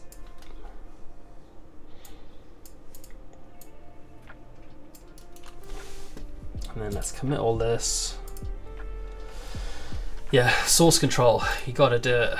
And the earlier you learn about source control, the better. If you're just doing it yourself, it's very easy to get into. When you have to do it in a company and you have to worry about permissions and branches and all this stuff, then it gets a bit confusing. But what I'm doing now, I'm just committing to main, so it's just one single branch. I can be like, hey, what did I just do? What did I just do? What have I changed? Fixed attacks and stuff. Fixed. Oh no, sorry. I implemented handled relay closing. I want to make Sword Art Online. That would be awesome. That is the dream. Oh no, I forgot to refresh this. Stage all. Added server. added library server, commit.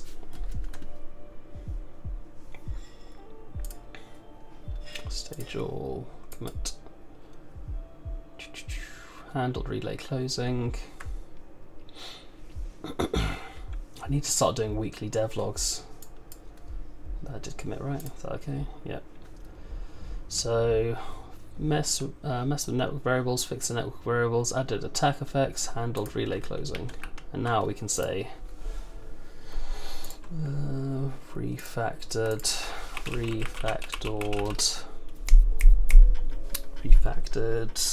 am I doing?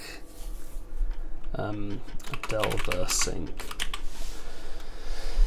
Yeah, Sword Art Online would be sick. That's the end goal. Or like something like Oasis from Ready Player One, if you ever watched that. The film was good, Ready Player One. The book was atrocious. My God, that was truly a horrible read. And then they made a second one, which, you know, maybe I'll watch the film off, but I'm certainly not reading that book. Oh, it was so bad. It was so bad. I would recommend it just so you can read it and be like, what is this? Someone sent me an Insta reel. Jesus Christ. Not acceptable.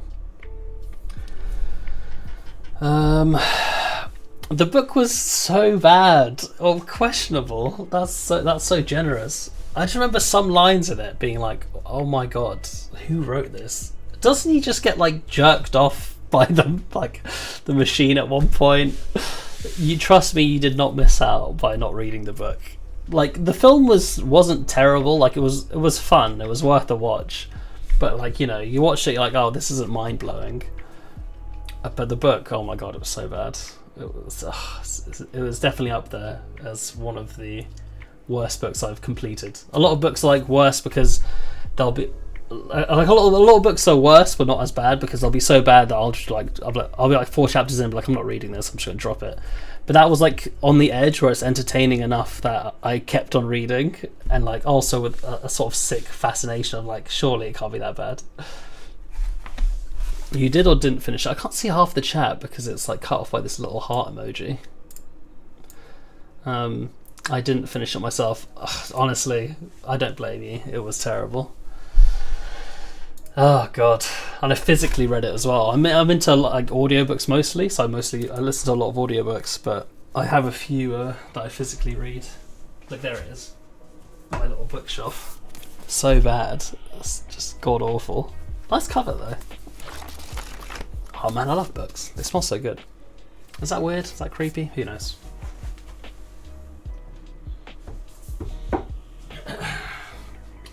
Yeah, I've got a few books here.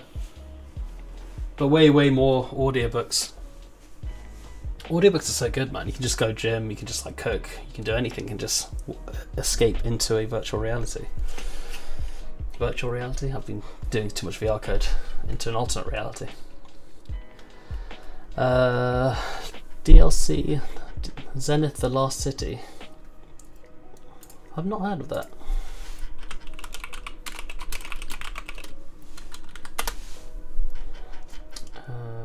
On Steam. Got me through Macbeth. Yeah, it's easy to read an audiobook as well. Zenith Nexus. This looks cool. It's a VR game. Mostly negative, I know. What happened? It went from mostly positive to mostly negative. What did they do?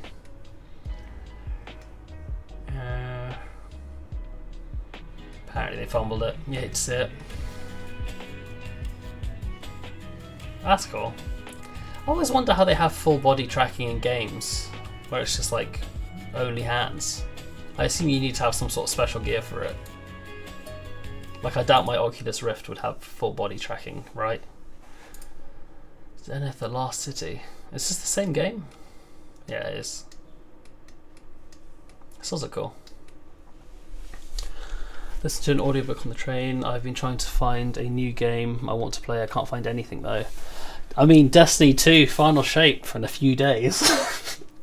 I might just start streaming that because I'm probably going to be playing it a lot. Maybe I'll just miss a few days of work and just stream this and stream that instead. God. I can already tell I'm going to crack out on it, man. I have no self-control. I've been so good, I haven't played any games in like months now. Or at least weeks, something about months. But yeah, I've been good when it comes to gaming. I've been not wasting too much time and trying to be productive. Last game I played was a Back Battlers, I guess counts. That's cool. I get a few games of that in every now and again.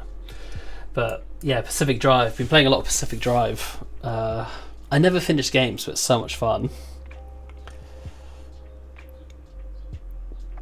3 weeks behind on homework. Oh yeah, it's tough, man. It's tough. Once you get in, I downloaded WoW again as well. I don't know if any of you have experience with like MMOs. That is dangerous. I've downloaded it, I haven't touched it. My friend's on it. He keeps telling me to get on, but I would not recommend WoW. I'm just gonna put that out there, because once you've played WoW, every other game is just trying to feed that fix, and it never quite hits. Waiting for Human Fall Flat 2. A lot of new games. I don't pay attention to games as much as I used to. Like I never see all the new up and coming ones, unless it's like I'm watching like, you know, there's big events with my little brother, like PAX or whatever. I don't know if they still do PAX. Screensaver. Yeah, there's some cool ones. I'm using what's it called? Is this Wallpaper Engine? Yeah. Can I go next? So yeah, there's loads of different ones. Got Gojo there. I've got Gojo. I've got a few set up. I've got this little astronaut dude. It's cool though. I don't know if I can share different screens. I probably can if I figure out how OBS works. Hang on, give me a sec.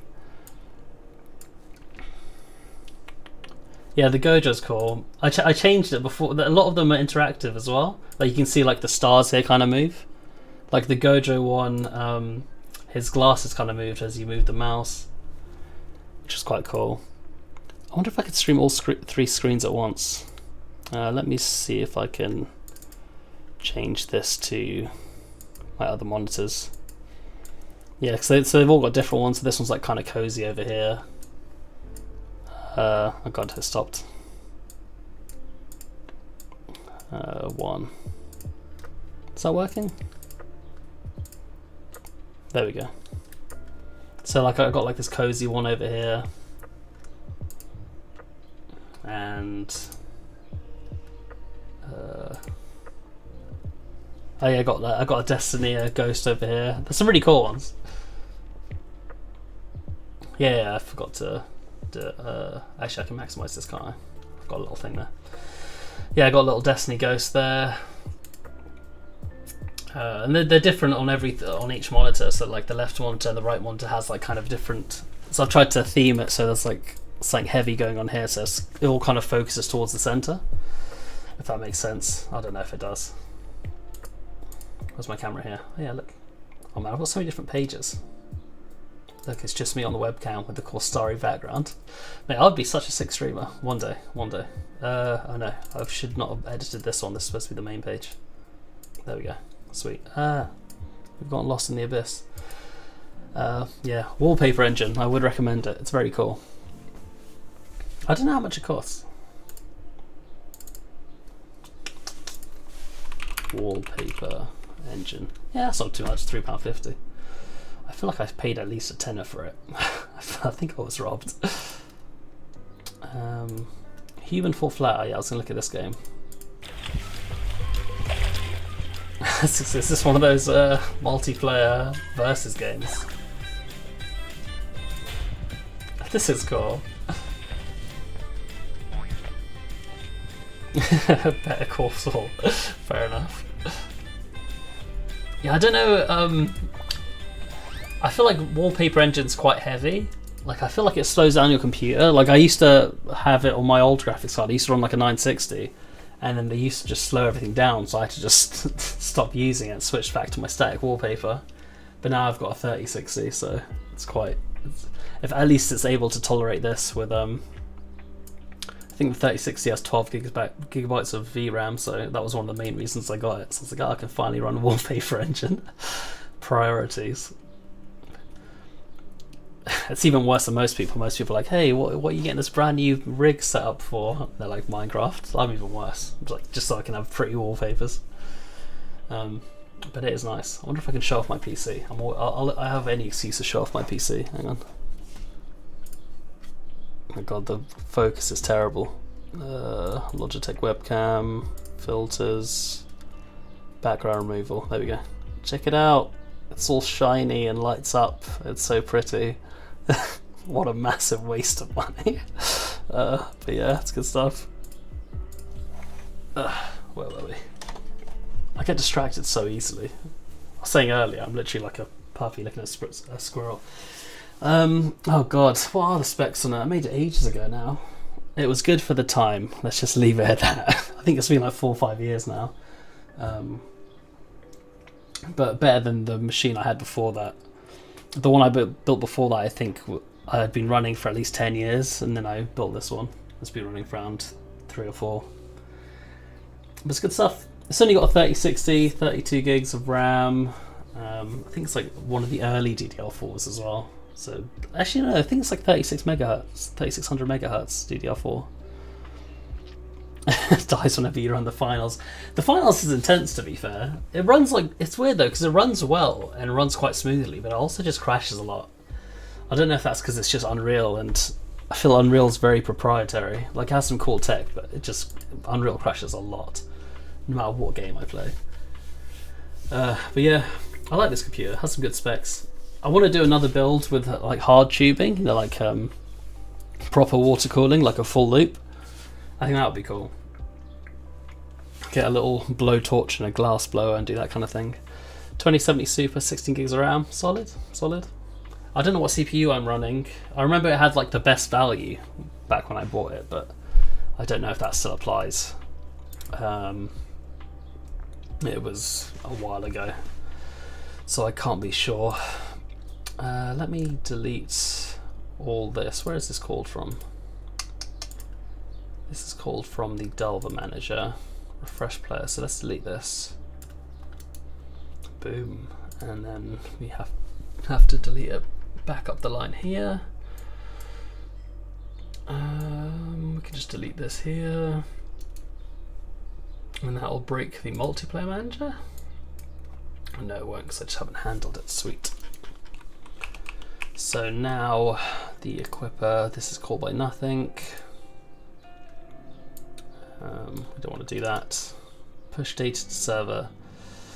So this actually does the set to data server RPC. It all runs on this, which is nice. So JSON deserializer settings equals new, and this serializes it, this sets the data, and then it does it. But we want to do it here. Am I doing the right place? Set data server RPC, set data from thing, set data from client, equip. Okay, so it all runs here.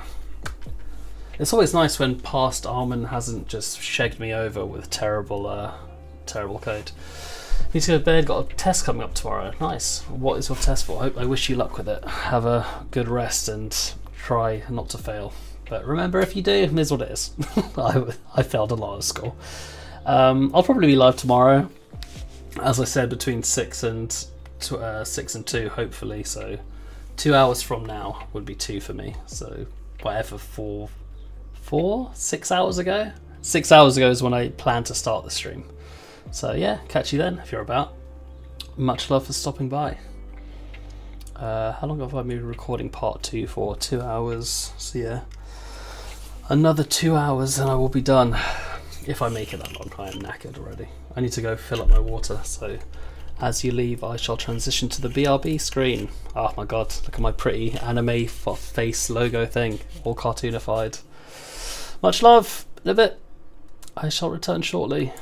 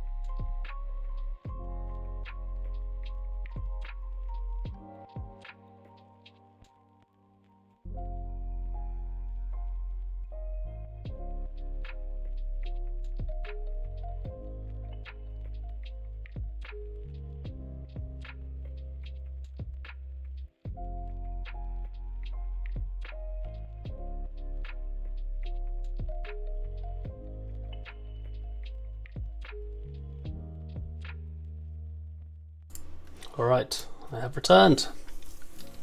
Where was I? So, how are we doing this? On synchronize, refresh server RPC. So we don't need to do it locally. And the refresh server RPC wants to do send caller, so it only sends it to the caller. So it won't call on the main player anyway because they're not synchronizing. And refresh client RPC, it just needs to do this. Refresh server RPC. This wants to do refresh client RPC. And refresh client RPC.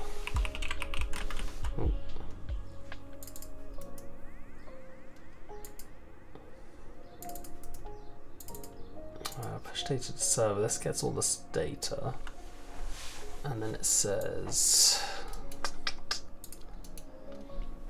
push data to server, avatar data, equivalent index, target client ID. We don't need the target client ID anymore.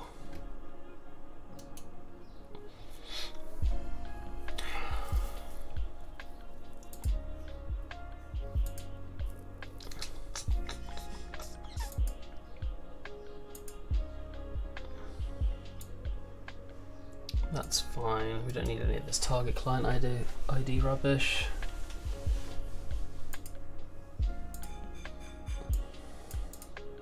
Send data from client RPC. This is the server RPC in this thing, so this will be refresh server RPC.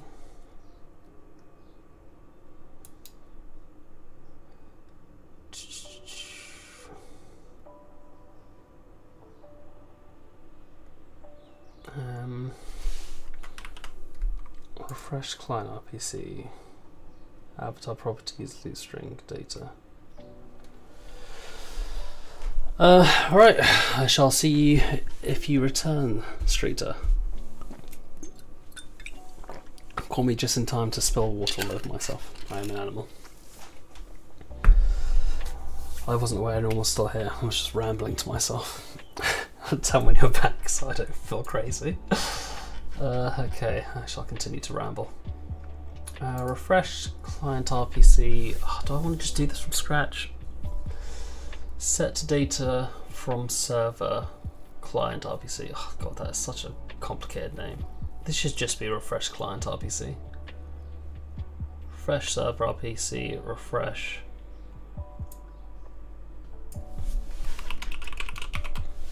Client RPC. This takes in some property sent from the server. each player doesn't need to do this, it just needs to call it on the server once. Refresh client RPC, and then refresh server RPC. And this should be the, I don't need to do this. This can just go as well.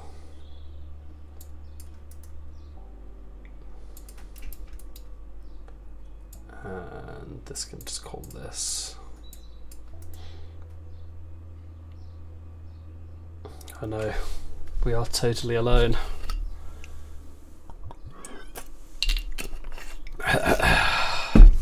He has returned shortly though. How will I know? I should really get a way to see view accounts and stuff, because I never know when I'm rambling to myself. Which is probably for the best, because then I'm not excused from actually doing stuff. It makes me try and at least pretend I'm working. Refresh client RPC. And this will take in, so this takes in a server RPC. Refresh client RPC, refresh server RPC.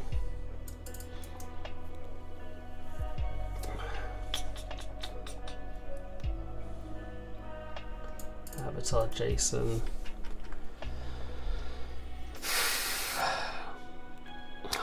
Currently 2,000. Shit, we out here. We've grown, lads. We've grown. We've made it. Why is no one commenting? I feel so lonely. They're all just creeping. Control Z all this. Set data server RPC.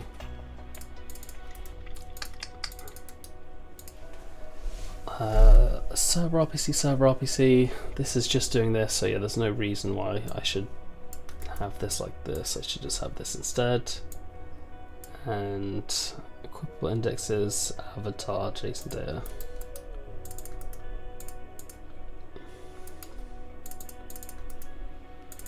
Is that right? Oh. So it's calling it with that and that. This is calling it with that and that. So this should be the same thing, I think. And we'll rename it here. Oh, no, that explodes the entire thing.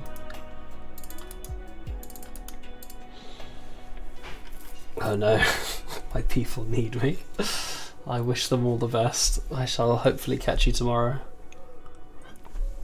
If you are around and I'm not too lazy to stream. I'm trying to stream daily, or at least Monday to Friday. Try and be consistent as if it was an actual job and not just do it lazily like I do many other things. It's tough. I'm incredibly lazy. Okay, so this needs to now take in a server RPC params, server params, RPC params, and this needs to take in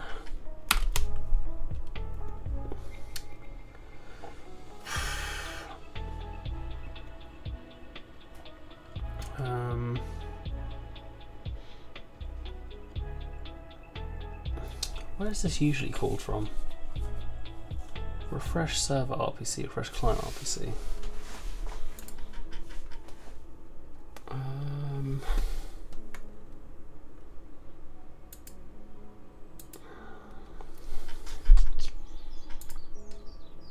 Let's take some properties and default equipables.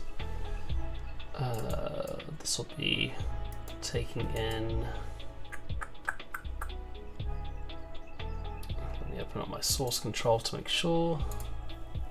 Oh god, I've deleted a lot. Yeah, that's fine. This takes in avatar data, couple indexes. Push data to server. Why can't I like go along and maximize this?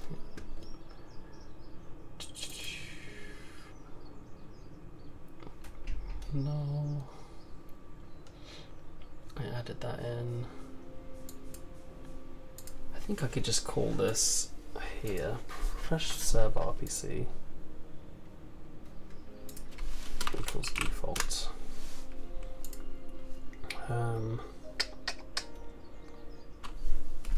So this will push it to everyone else.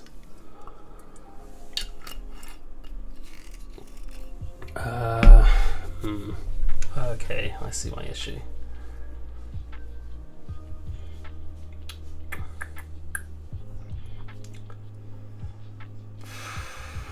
A single target or everyone else. I think I can just say full send to caller.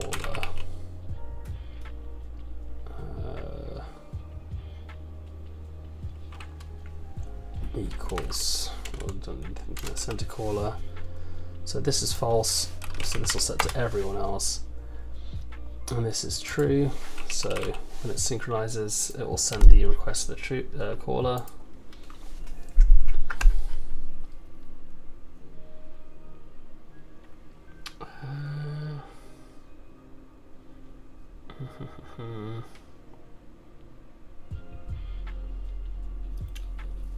Okay, I can see why this had multiple layers to it. Maybe these need to just be different functions.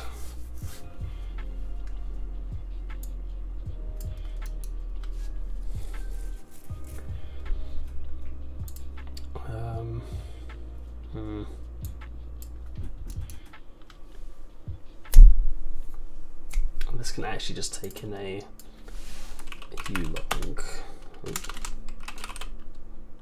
long client IDs.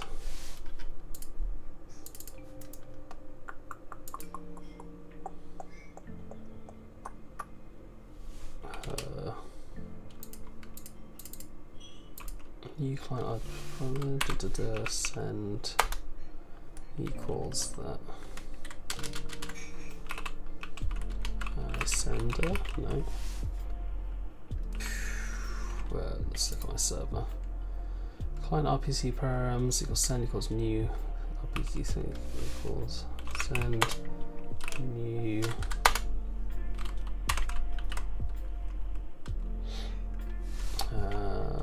Server target client IDs. Let's remove all these redundancies. So this is now called on a thing here. Refresh server RPC or refresh client RPC.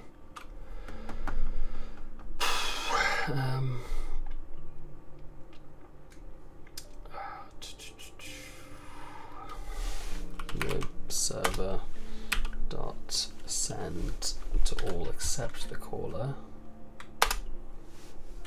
dot send dot target client IDs.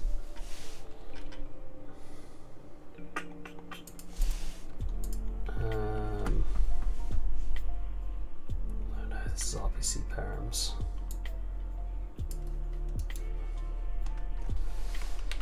Oh, I've made this needlessly complicated.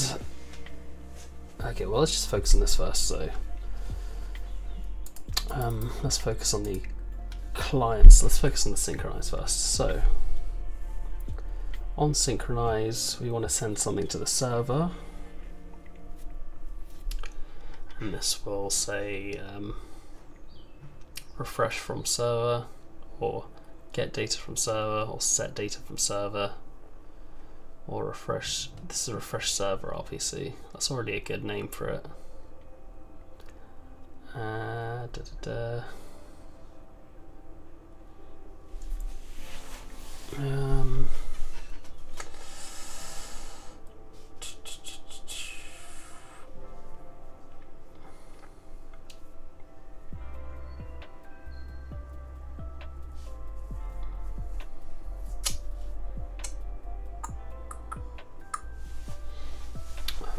Let's say private. Let's copy all this. Refresh server RP, refresh.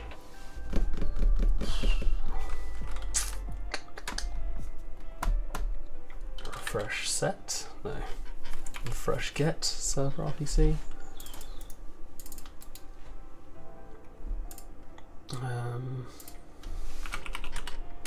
Server RPC params.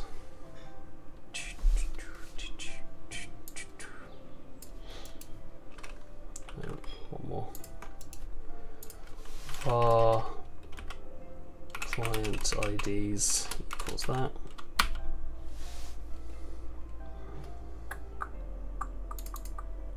Equals server RPC params equals default. Client IDs equals how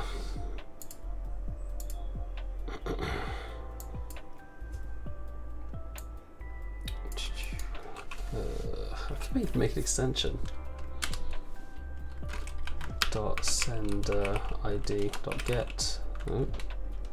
RPC param dot send dot ID.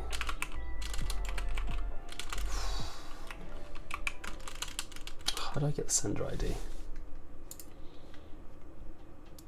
Dot receive dot sender ID.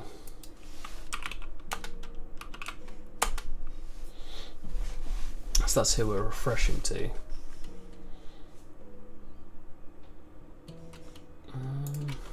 New.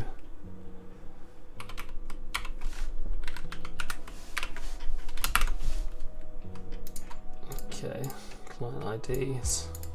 Because that, and then the information we're passing in is. Let's do this. So we got the avatar data, which is properties.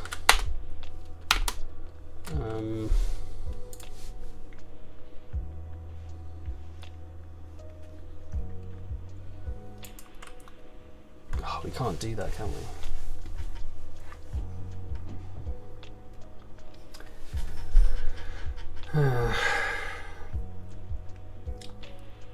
This can't be a server RPC. This is why that's called that.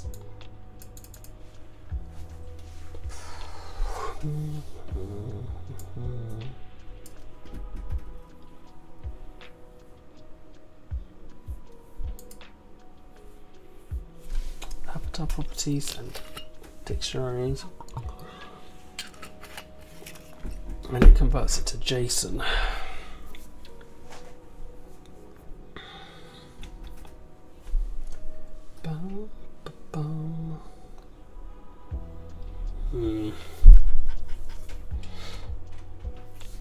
How can I fix this? How can I change this to work?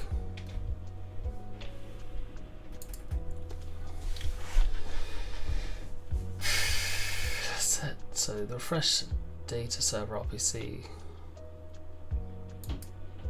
needs to just be push data to server.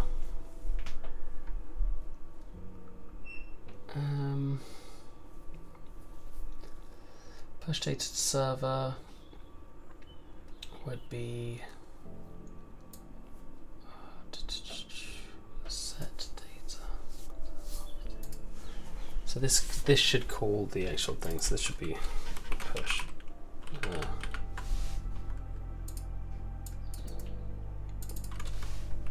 Push data.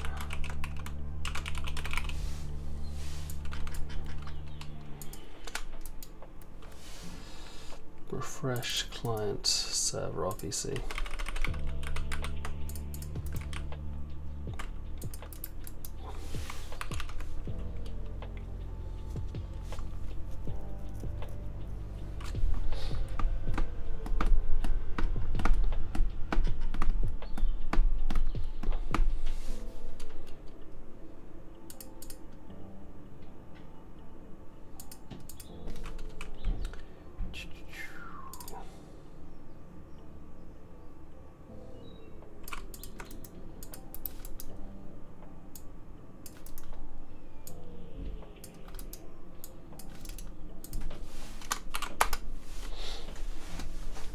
Refresh server RPC, that, and that's it.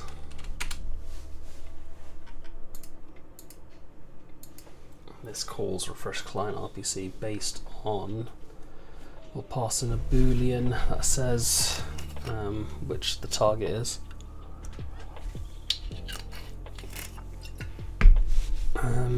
So push data to server can be called here as well.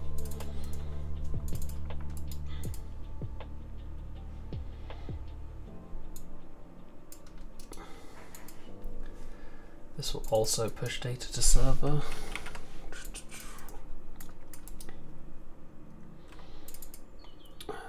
And this will be properties, and what else? Properties and push data server. Let's see, push data server. Equipable indexes. Equipable indexes.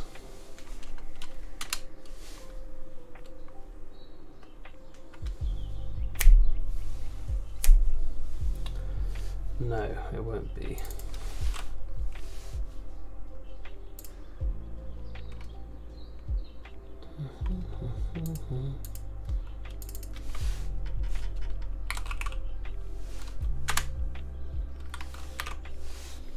So I think this works, but it needs to actually be called on the server RPC.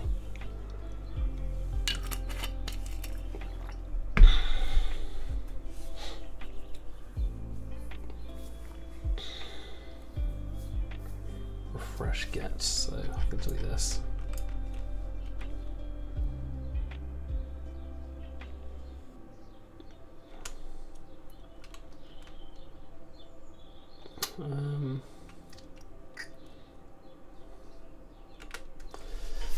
So if it can either take something in,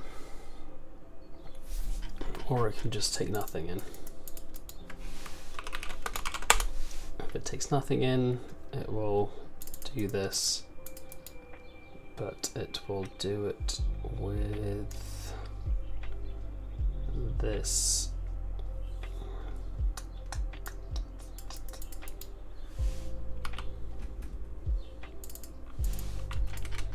And this needs to be a server RPC. Oh, I'm always clicking myself, which is annoying. Push data to server. Let's make this a server RPC.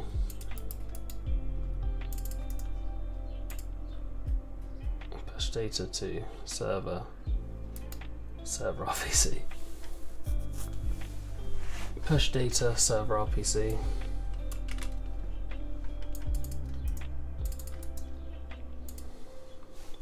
Or push data.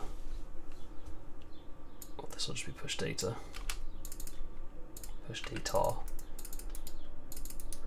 So push data will take something in. If it's on the server RPC, it'll do it with the server RPC, and then it will refresh server RPC, which takes in the string. I think this just calls this. Hover to properties JSON and loot string. So even this should work, but we can simplify it more. Let's test this first, see if it works. I believe it should work, but I'm not too sure. Should work.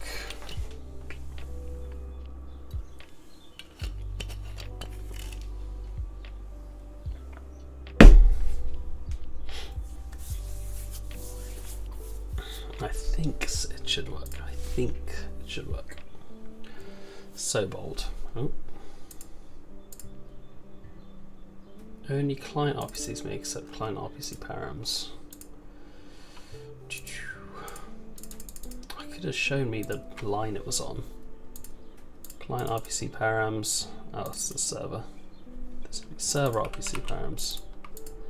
This is client RPC params. Okay.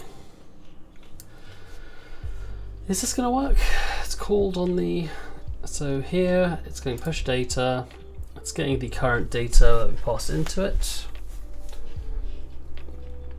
It's getting the current data we passed into it, and then saying refresh server, and then it's saying refresh client.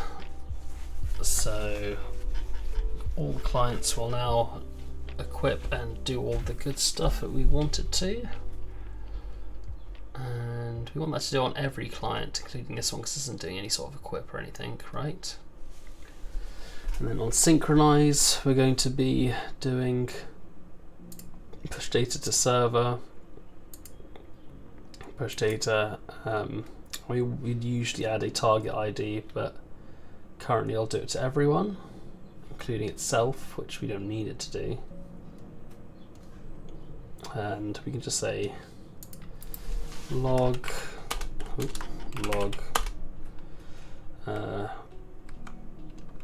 boom boom refreshed, and we'll say ID refreshed delver, and then put their ID, and hopefully that will work out.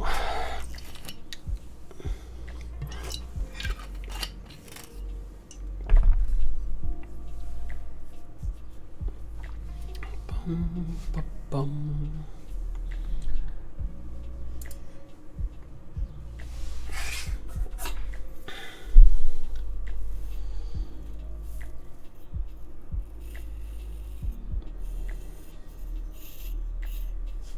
Man, I miss having a beard that I could comb.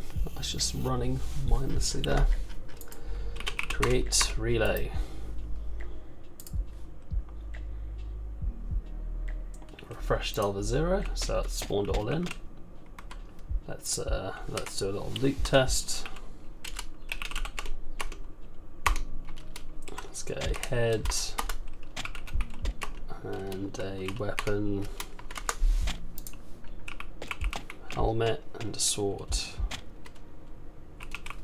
and then let's join the relay. Wahaha. Join relay. Let's see if it refreshes and who it refreshes. Boom. So yeah, it looks good. This refreshed delver 1 and refreshed delver 1 again. So it called it twice. Surely should have said refresh delver 0. Oh, I did. Yeah. So refresh delver 0, and then it refreshed delver 1 twice. But yeah, so he's calling. They're both calling refresh delver 1. He should not be calling or receiving the refresh. The refresh.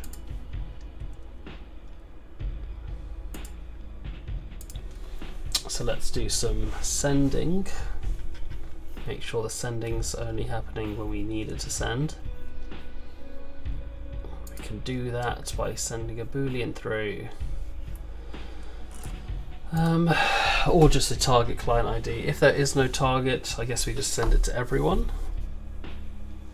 That's what I did before. So push data is here.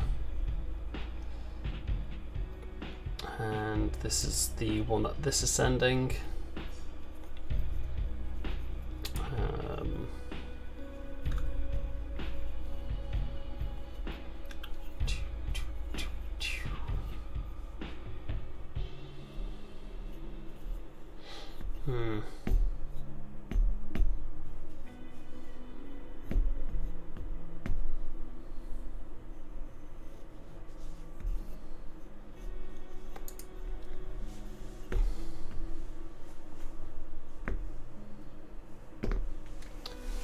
Is this going to work? Because this is called from somewhere else. This is going to refresh to all the clients. I only want to refresh to the new player who joined.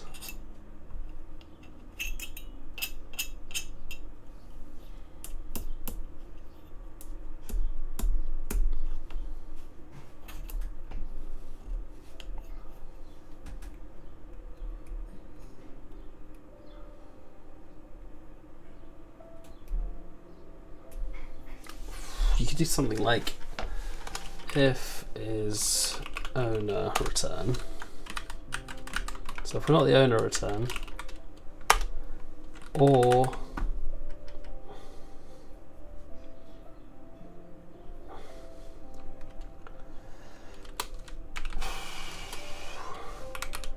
if the client ID this is getting complicated. You want to call it, so I want him, just the new player, to call it on all of clients. I want just the new player to call it. I shall return shortly as I try to think of how to solve this.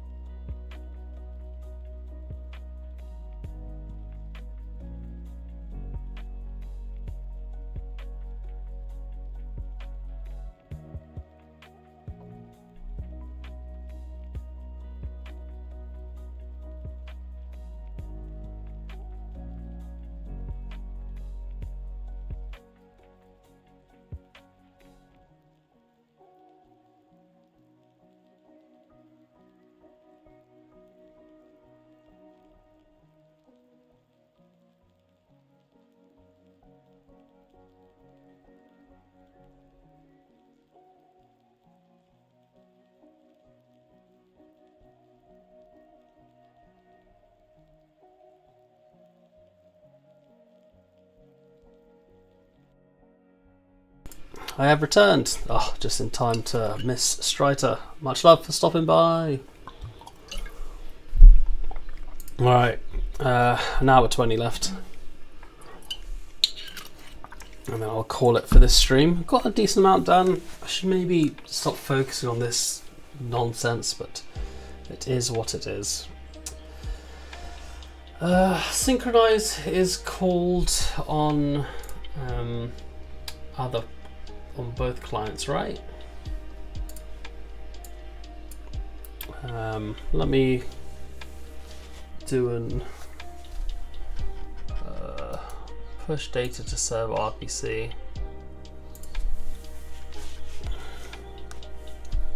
Let's see who says this. Let's say log syncing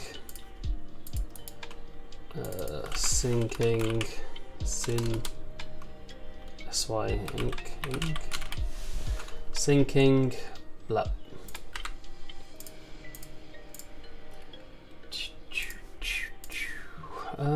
Is there a way to get the what's in this? What's buffer serializer? Okay, I don't really know what that helps.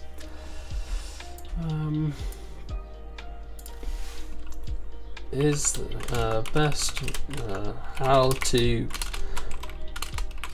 get latest client ID Unity on synchronize.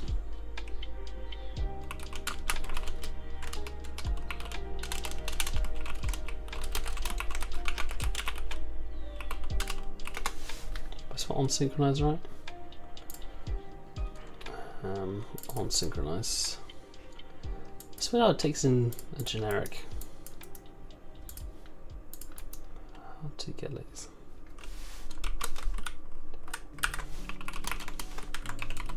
How do I get the latest client on synchronize? I want to send data only to them from my other clients, players. Play.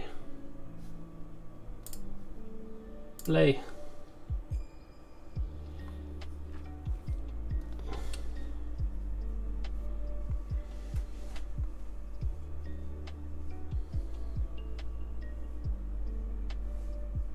Let's see what it's saying.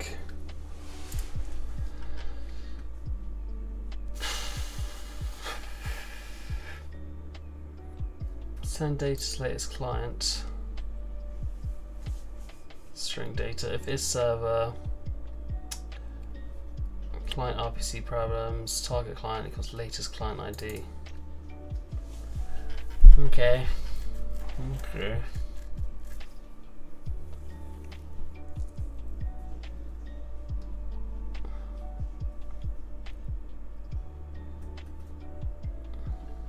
Is that the best way? Is that the only way? Because that's essentially what I was doing anyway. If that's the case, I might just ignore it and just run it through the thing. Join relay.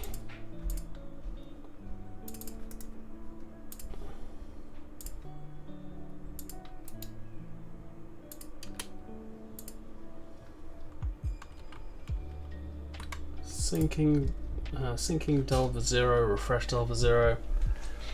Client connected with ID 1. There's not two players in there. Spawned player for ID 1. Syncing Delver 1, refresh Delver 1. Peer connected with 1, refresh Delver 1.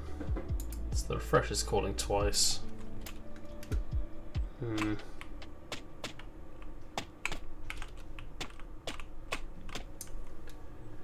You could do it in his server.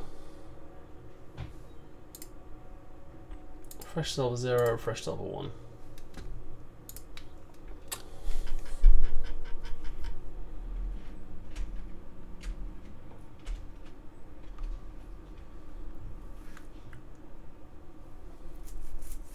And I imagine Delver 3 would also refresh. I should open a parallel sync for this. Open a new editor. Yeah, imagine the third Delver would also open here, so not ideal.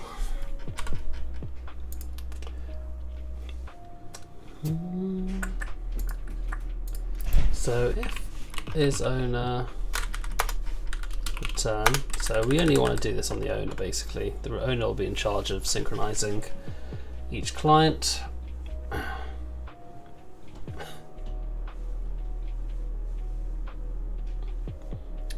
Ugh, you don't even need to do that really, you should just do it from the server.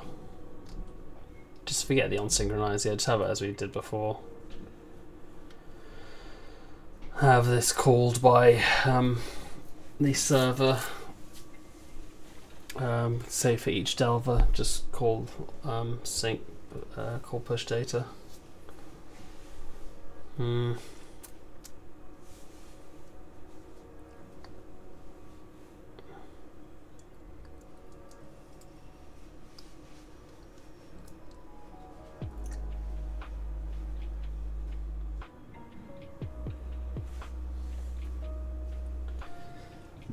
Try and push data server side, and then it's just push data for each one, and takes in the target.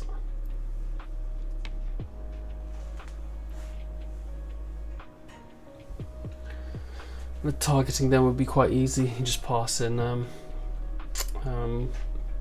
instead of server RPC params, you just pass in a client RPC.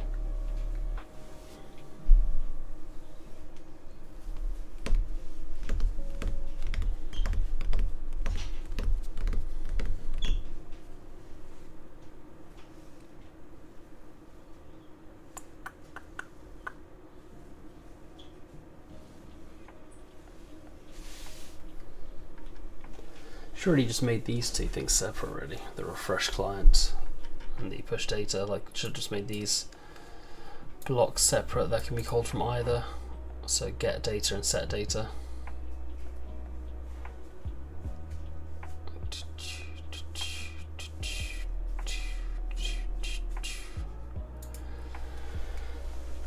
I mean, it seems to be working correctly, so I could just even leave it, but I don't really want to leave it. It's going to take forever to load. I just have a strong feeling I'm going to do all this and end up at exactly where I was.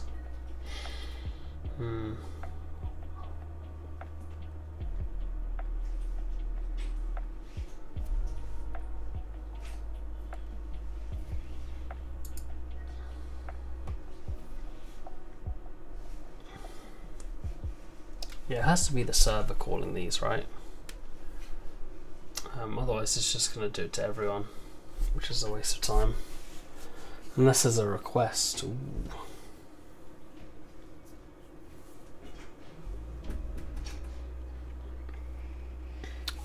Then I could say, hey, if I'm the latest thing, then we refresh.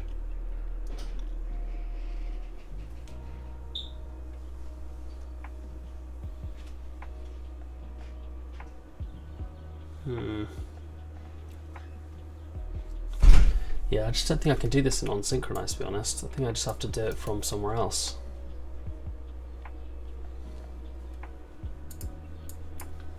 I have to do push data and then take in a target client ID. Yeah, it's going to end up as it looked before. Sad. Sag. Who's messaging? Do I need anything from the shops?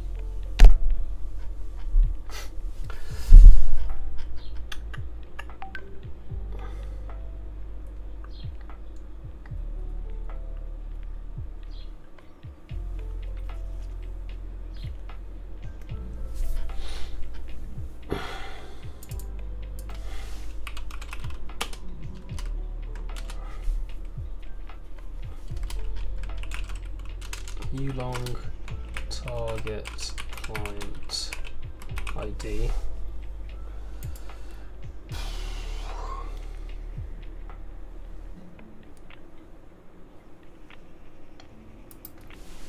And say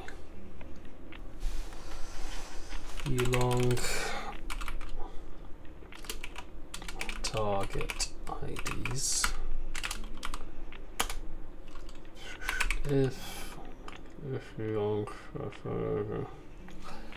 if target client IDs has value. So if there is a target client ID,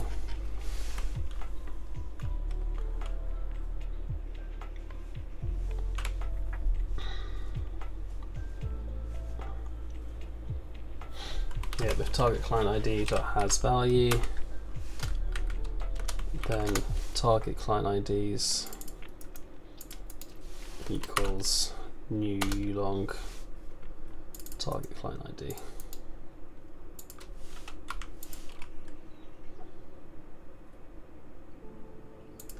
Dot value.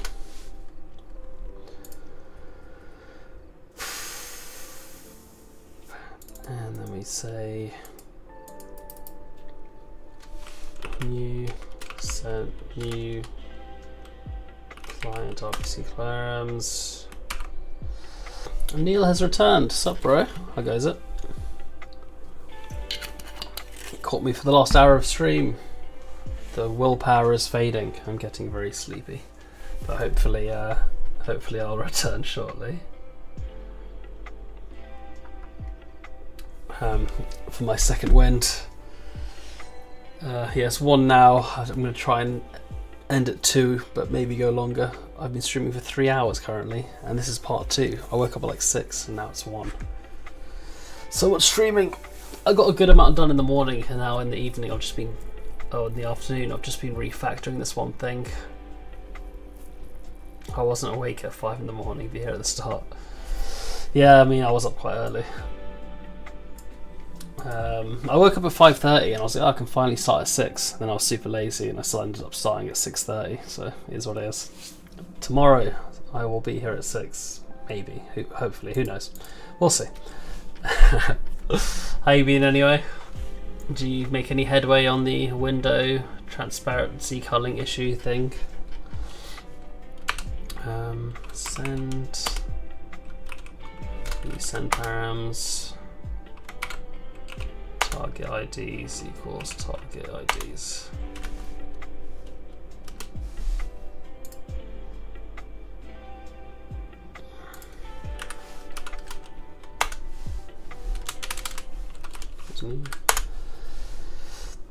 Fair enough. Just throw it out.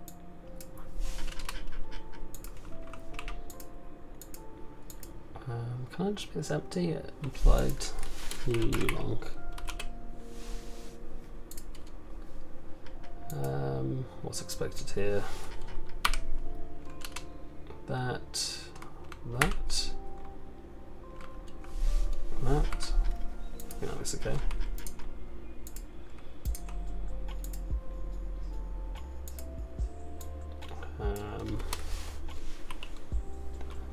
RPC params. I'll say client RPC params. RPC params equals new RPC params. I don't need to do that. And then we can send this in. Working on another project. What? You gotta finish your projects, man. That's how it works. That's my one piece of advice for newer coders as well. Other people were joining earlier. They were like, "Oh, they said they didn't have any game dev experience." I was like, the most important thing is just finishing a project, because everyone's always. I feel like we're programmed to jump from project to project. It's like more fun, a bit easier. I can do array to empty. That's fair. Equals null. Null. If target IDs has value, do that. Else. was there a follow up to the well but like? I mean, it's true, you got to know when to drop a project as well. The other project is on another PC. That is more than fair. It's important to finish projects, but it's also important to know when to drop projects. That's my issue. Like, I always spend way too long on one project. Fair, fair. What are you working on now? What's the new project? Target IDs equals sender or all but sender.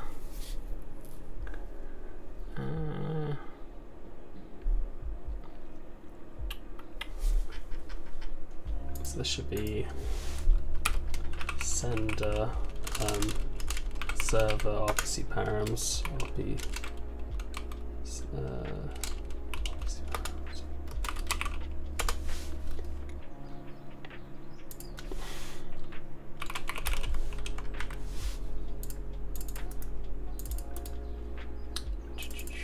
otherwise equals lib server dot send to everyone except the caller, taking the RPC params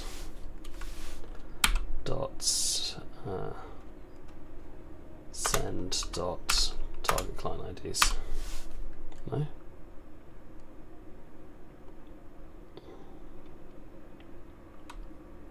Interesting.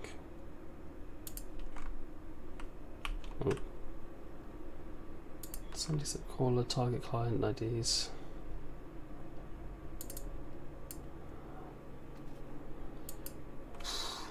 Target client IDs.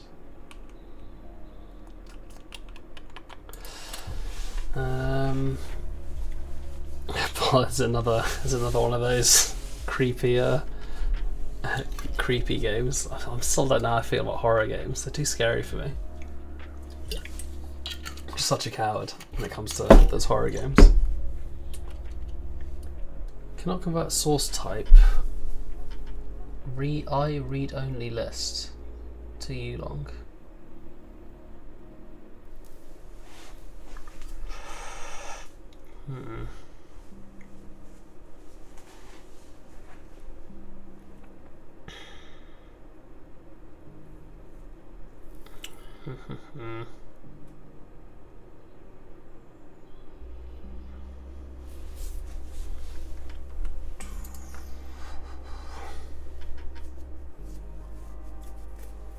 I wonder how I can get this. Why can I only get this? Target up client IDs.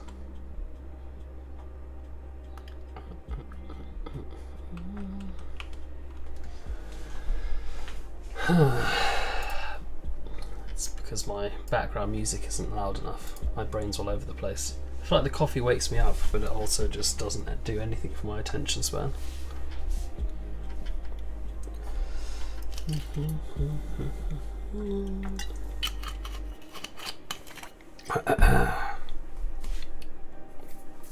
Yeah. This new mod has more. I wish I could get rid of this little heart symbol, because all it does is get in the way of trying to read the comments. Maybe if I maximize it this way?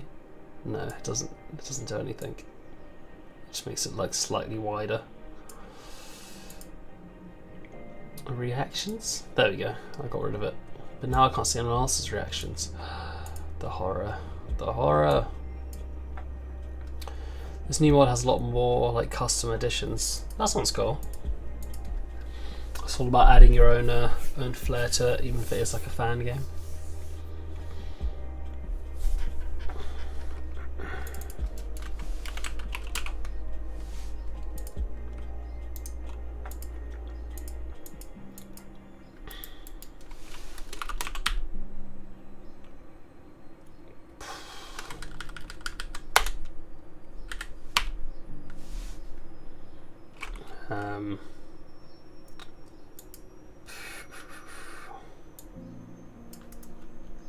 I have no idea how to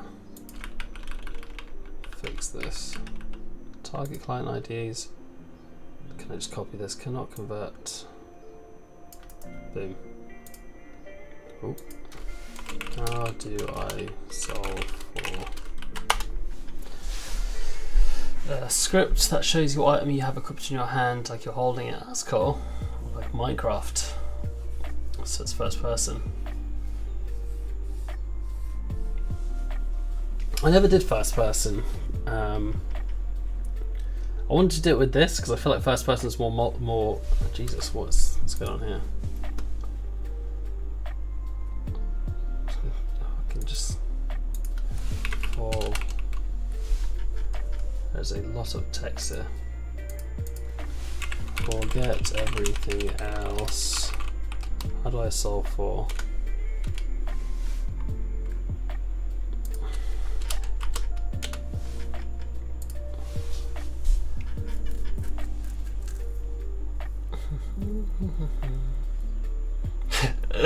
Mate, stop cheating. It's ChatGPT. It's the best tool like of the past like 2 years.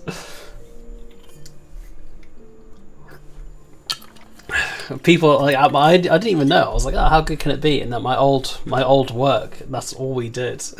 Like in a professional setting, it's crazy how much people just use ChatGPT. It's such a good tool. It's good for some things. It's not good for others, and sometimes the answers are like this, incredibly long. See, it's like all I needed was this one line that says to array, but now it's just like, hey, do this insane thing that takes 5 pages. I'm like, thank you. I just need the to array modifier.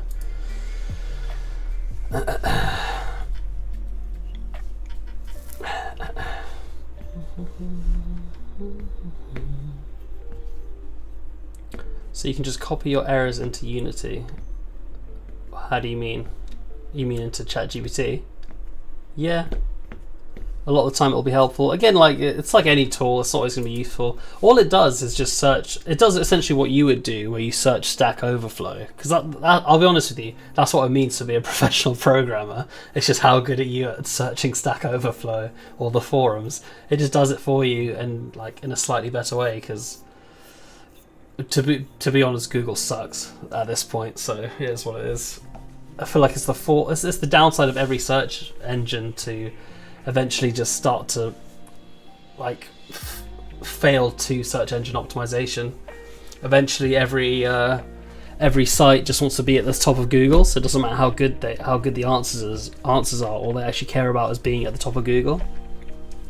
Which is why if you ever look for a recipe, the top like 20 results, you'll get something that's like a blog, and it'll say like, hey, yeah, this is how I travel through the mountains, and then it'll be like a page of text, and then at the bottom it'll be the recipe you're looking for, and it's just it's the worst, because then Google will say, oh look, they've scrolled down this page this much, it must be a good website, as opposed to the actual good website, which is just gonna have the recipe. That doesn't do as well on Google. Whereas ChatGPT doesn't care about any of that. It just finds the data you're looking for and spits it back out. It's nice. But yeah, sometimes it's too much, because yeah, as I said, I literally just needed this one line, and then it just spits out all of this, and because it tries to like remember context and tries to be too good.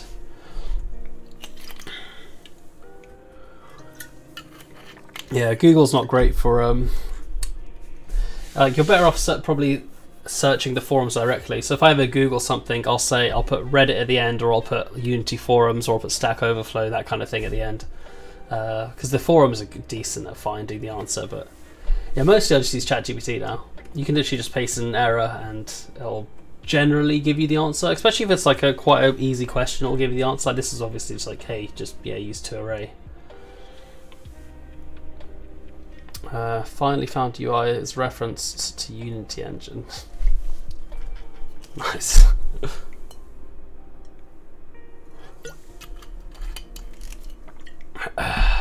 Can't find the correct one. Yeah, it is always tough finding the right ones, especially with Unity. There's like so many different architectures. Like the technology changes so rapidly, so yeah, it's a bit tough sometimes.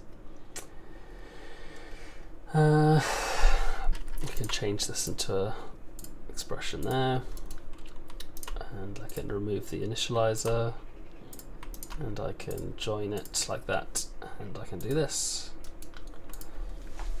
So that's a lot neater now. So if I pass in a target client ID, it will do it correctly. It will do this, otherwise it will just do it to all clients. So this is called by push data, and push data can also have this as well. Oh no, I can't do this, can I?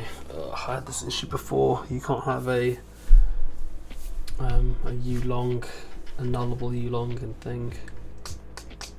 I need two different scripts.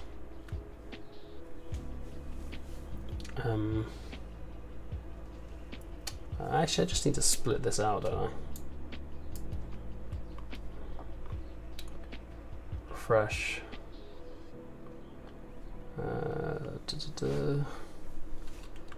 I'll just say refresh.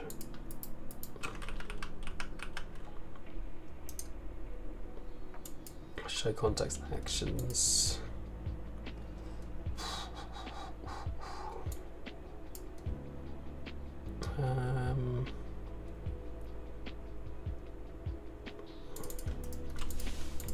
I just change this to be called refresh, and then I split this out. Show context actions, extract method, refresh server RPC, and then these all do refresh. Nice. End up searching for hours. UI was not a child of Unity engine. Are you missing an assembly reference? UI was not a child of Unity engine. Are you missing an assembly reference?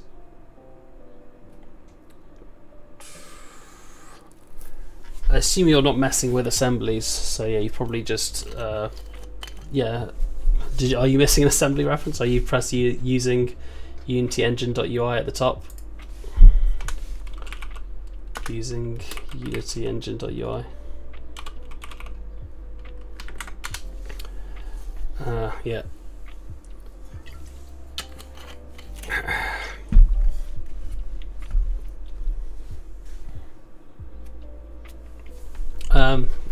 I did using Unity engine.ui. Send a screenshot of the code. I can always try and help. I don't know how helpful it'll be, but let me remove unused directives. Okay, so this push data does refresh. This doesn't need to be a server RPC. This does. Let's take some client RPC params, and the server RPC just does this. On Visual Studio, it says no error in code. When Unity is like 2 errors. Yeah, it'll probably be it might be a assembly issue. You might need to update the assemblies in Unity, because Visual Studio won't pick that up. Are you using custom assemblies?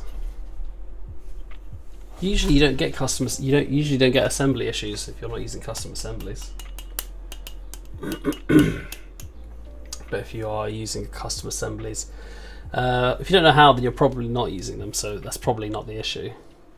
Yeah, just screenshot the issue. Oops, Jesus. Screenshot the issue, what the error code is, and send it in the old general chat. Let's see if I can't come up with a solution.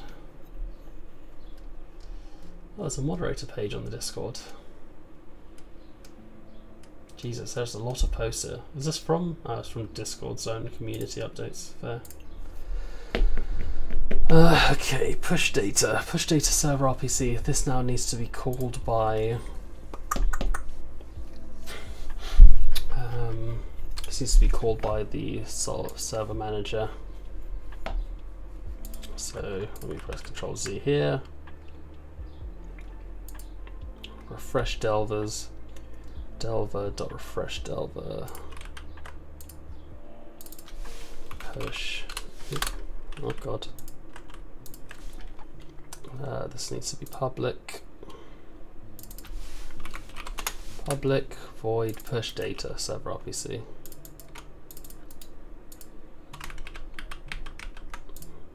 Fresh player data.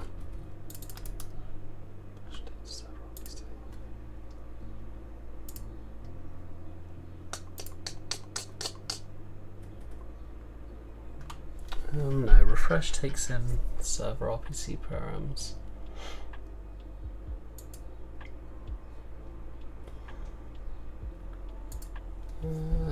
This is client RPC params, so I'm not using those. You don't have to take a screenshot. Control Shift S. Sorry, not Control Shift S. Is it Windows Shift S? No. Control Shift S. No. Yeah. Windows Shift S takes a selective screenshot. Badoosh.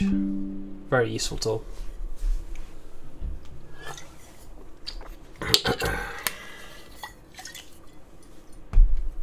don't know what it is on Mac, to be honest. Ah, fair enough, it's on the other project. Yeah, send it in chat whenever you get the chance, and if I'm around, I'll try and help. Fair.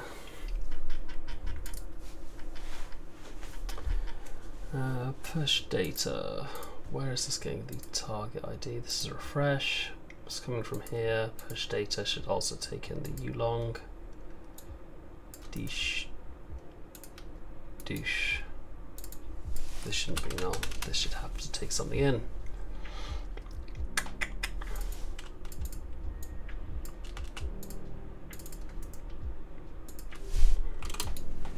Target client ID. So push data server RPC should just do the same as push data, but with a client ID.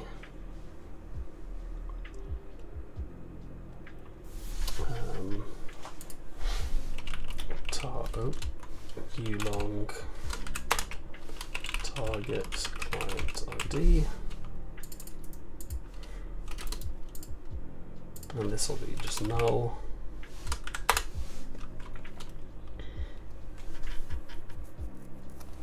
So that should be good. I could even be a boolean, really. That's fine. So the Delver manager now says push data server RPC. This is called on each client.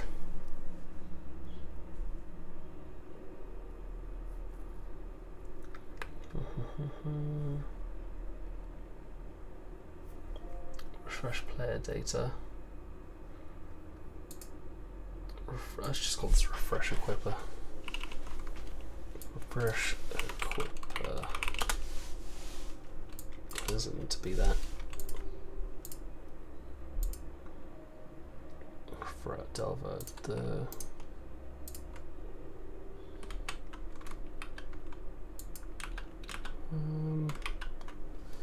well, Delver is not the current one. Do that. And then in the multiplayer manager, refresh. So let's see if this works. I'm just doing the exact same thing I had before. That was probably a waste of a few hours, but there we go. Hopefully it'll be nice and a bit cleaner and prettier now. I think it looks slightly better. The equipper now has a nice little server refresh. It says push data, server RPC, push data, refresh. So this pushes data to all clients, this pushes data just to one client. Or do I not have a... Oh god, I wish I knew where this was.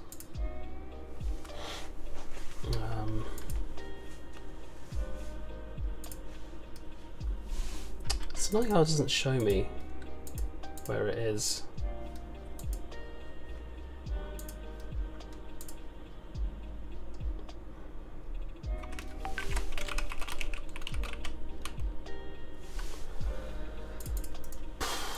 Let's match case.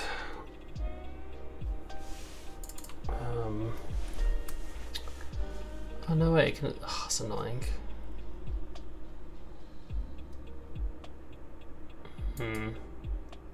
This will just take in the target IDs then.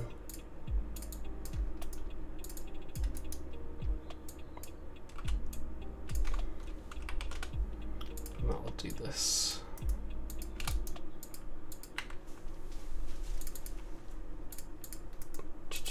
So just move this down slow one by the essentially.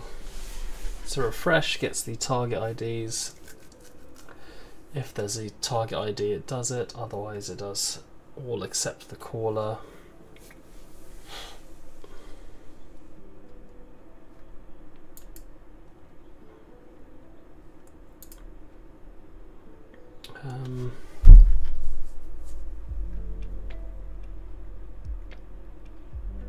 This isn't going to work, is it? I might just undo all my changes for the last hour because I'm almost certain this is basically what I've done anyway.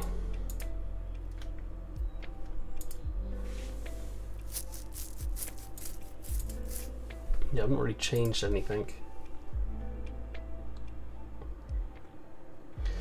That's the good thing about source control.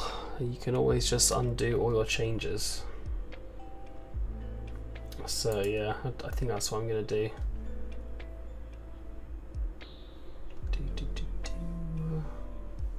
I've got like one cleaner line, but let's just discard. Revert, boom. Done. Let's refresh all these. Where's OBS gone? Before I lose it.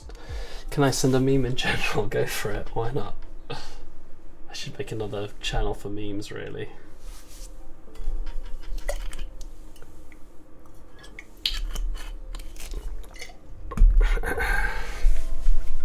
As long as it's a family-friendly meme. I try not to make this thing too creepy. Oh, damn, he did kill it. Well played. Absolutely styling.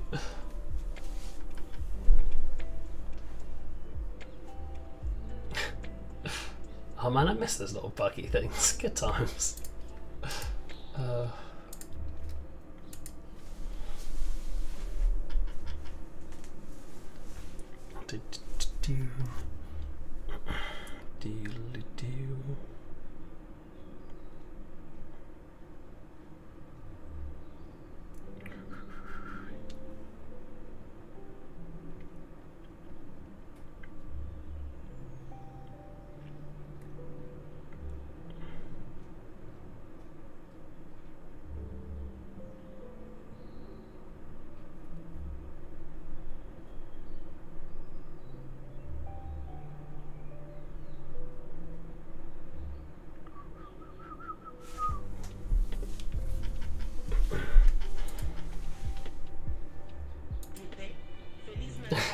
God, that went up very quickly.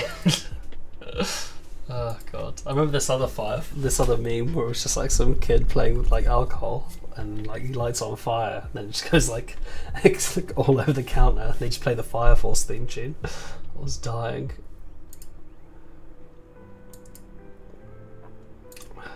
This shade is way too complex. I kind of wanted this to look a bit nicer.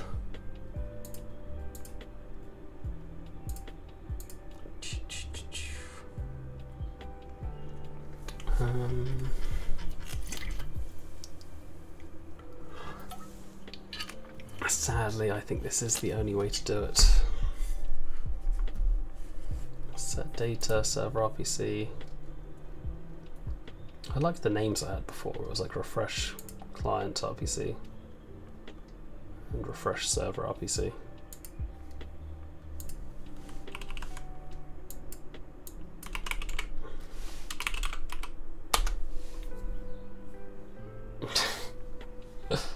Oh god.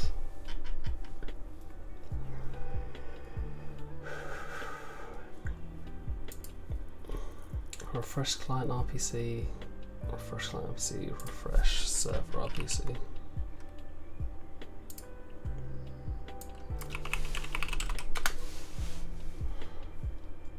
Push data. I don't need to clarify to server. Push data.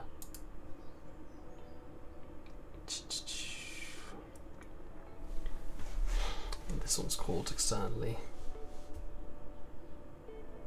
Refresh player data.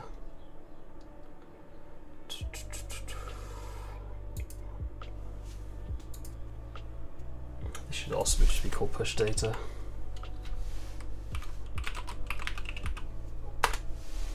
Push data either takes a client ID or it takes in the actual data itself.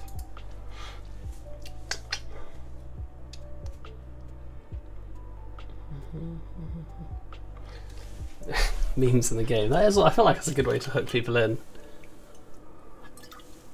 If you make a game that's like funny to watch, then you can always try and get that sweet Twitch ad revenue. I get all the Twitch streamers playing it, and then get like marketing via that. Push data. Refresh player data client RPC. I don't think this. I'm pretty sure this has to be a server RPC. Server RPC. Why can't ship false? Let's try and do this. Push data server RPC.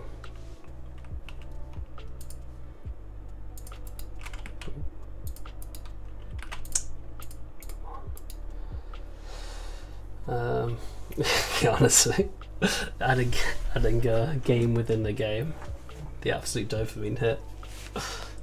Just while you're playing, just Subway Surfers on the side, and some random like Minecraft video footage, Minecraft parkour footage. Why is it so fun to watch? And why Subway Surfers? Out of all the content they could have put, that is an average game. The Minecraft parkour is actually quite fun to watch. But yeah, I don't get the other one.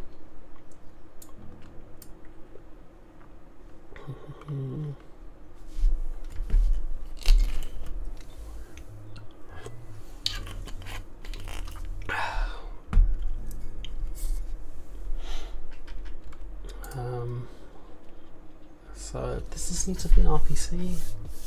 Refresh player data client RPC. This is only ever going to be called on the server, no? Because refresh delver is only called by the server, so it doesn't need to be an RPC. Refresh player data, push data.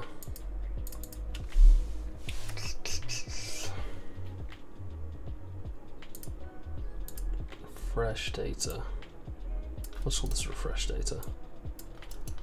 Refresh data. So the server's calling this, it's calling refresh data on each delver, and then each delver is going push data server RPC. It doesn't need to be server RPC either, because this is just, again, only ever called on the server. So I think this should be fine. I think this should be fine. Refresh data. Refresh data. So for each delver, push data.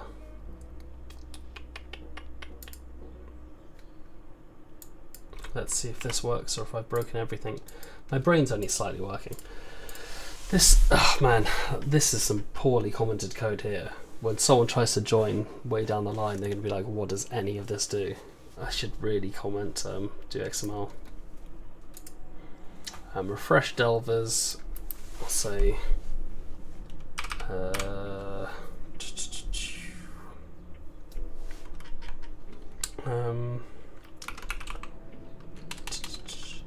loads the delvers who are in game onto the target. I think that'll work. Load the delvers who are in game onto the new client.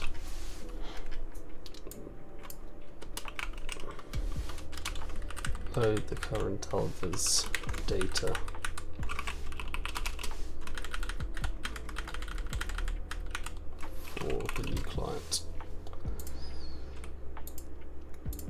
push data. There's equipper.push data. That's not really hard to think of.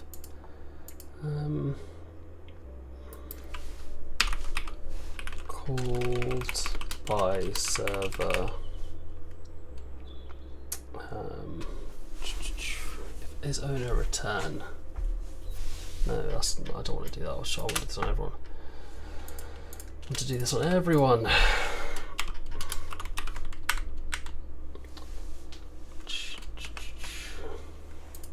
Called by server. Called by server to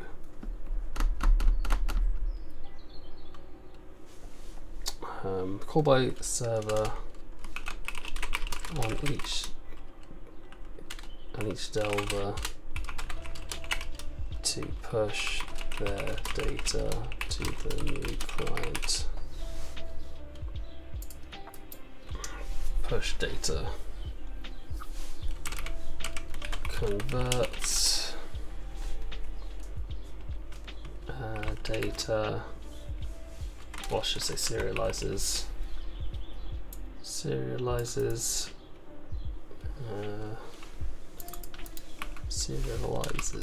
data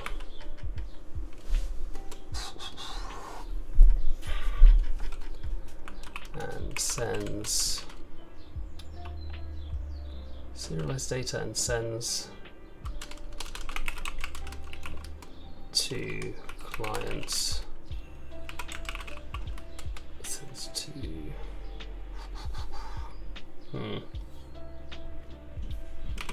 based on target. So this client's based on target client ID.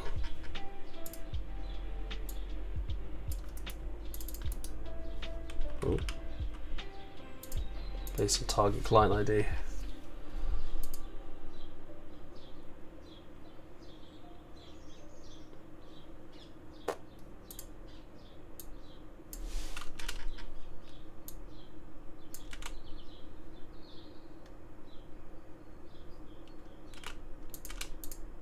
Is there a way to like highlight it? I have no idea how to write XML. Serialize data and sends it to client based on target client ID. If there is one, only sends to at client. Brackets, this is done. But, if not, sends to all but the sender. All but the client who called it. What if I put enter there?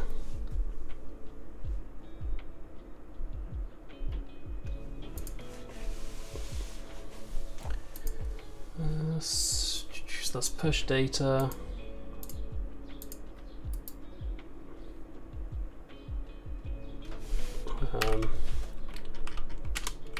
Converts the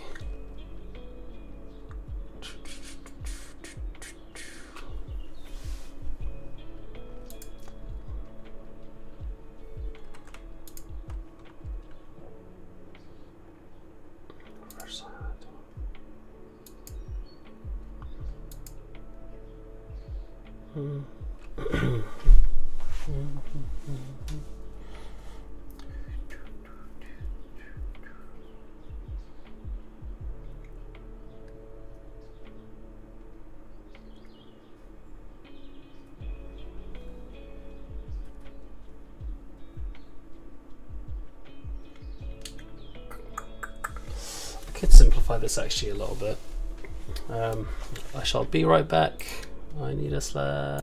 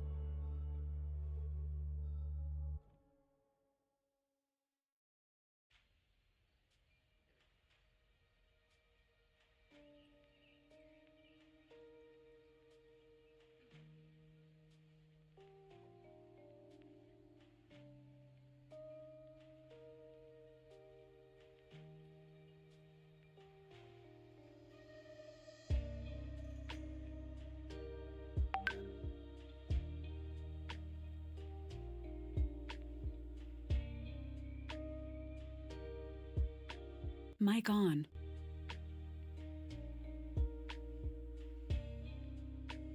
Mic off.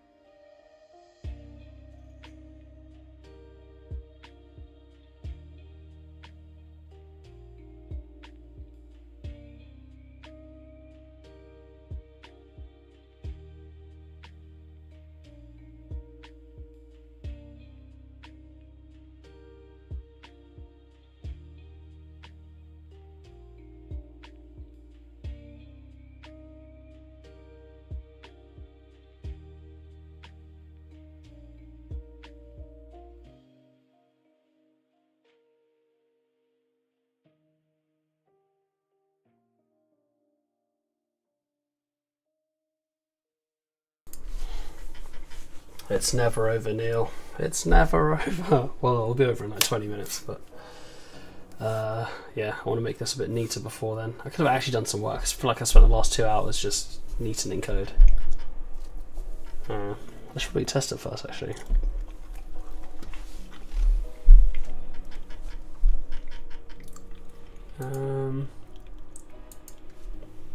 If instead of taking in this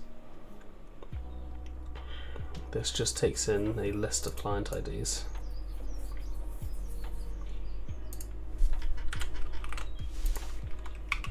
And I can just call it with this.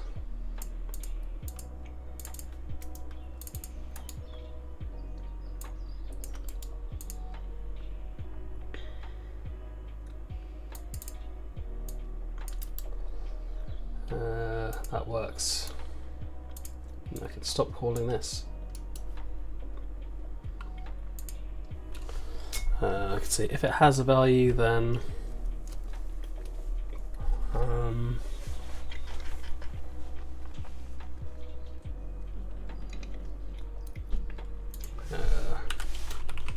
new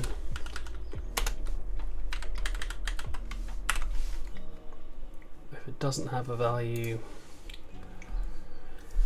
then we want all but the sender.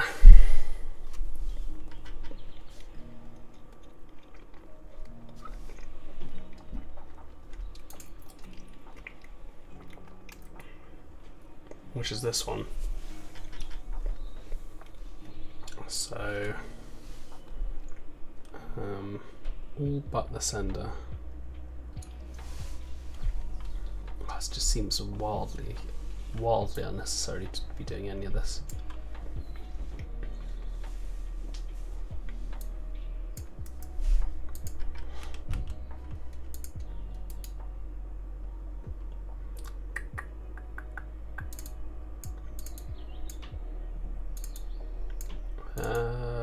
in a client ID?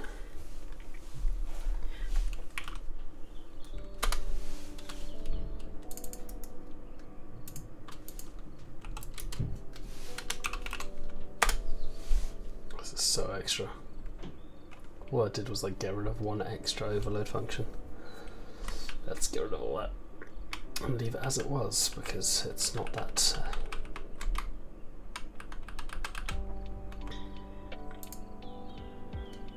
converts the client IDs into thing. That doesn't really need to be said. It's pretty straightforward.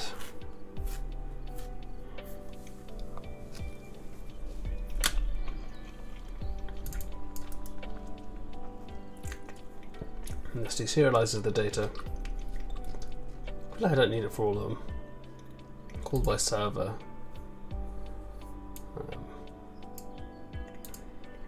Yeah, whatever, that's fine. So let's see if that actually works. Why would this be yellow if I minimize it? That's weird. Or is it because I've got this going?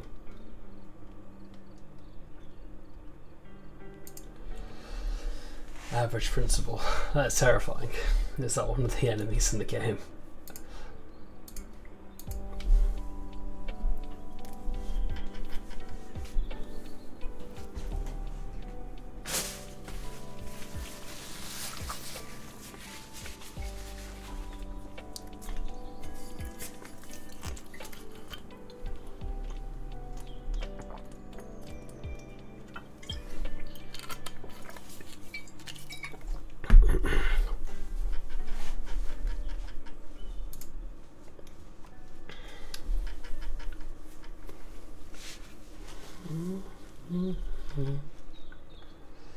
Let's see if this works, and if it does, I'll just commit those little tweaks.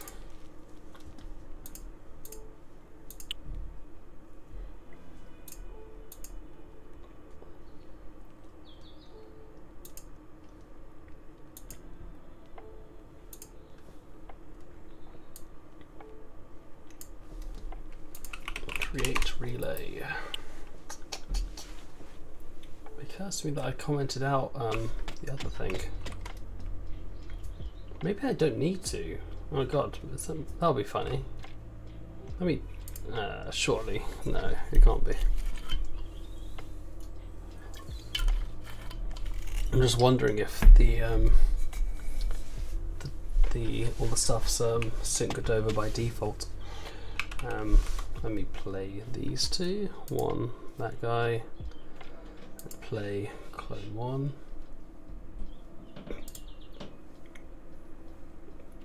I also wish I got messages every time like that someone said something in the chat, because I can never realise. Oh, is this loading? This is a bit exploding. Close. Open. Let's do a little spawn loot test. Spawn loot test. Weapon 1. Spawn loot test. Head 1. Grab that. Grab that. Grab that. See, if I'm pressing E, oh, that shouldn't be doing that. It's annoying.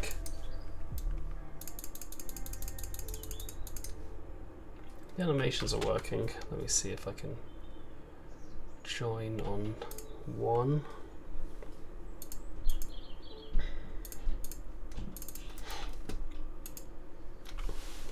Join relay.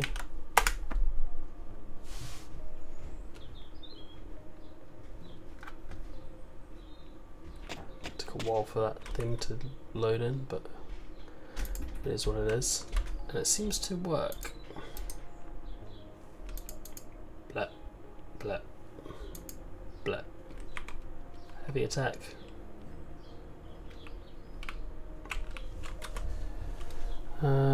Okay, well, let's wait for this last guy to load in and see what happens there. I can react with a scary face as well. Oh,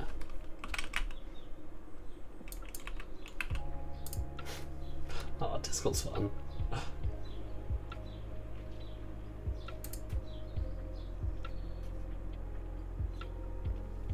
True first-person tutorial series. Wow. Right, let's play this. We'll see if it loads correctly. Let's actually grab a spawn loot test. Weapon. Let's get weapon 3 out.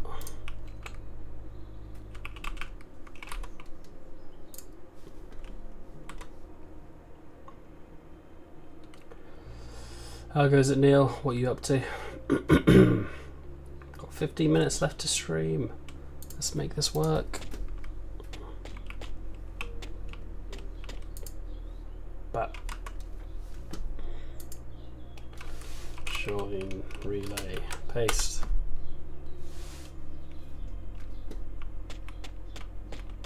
Yep, all looks good.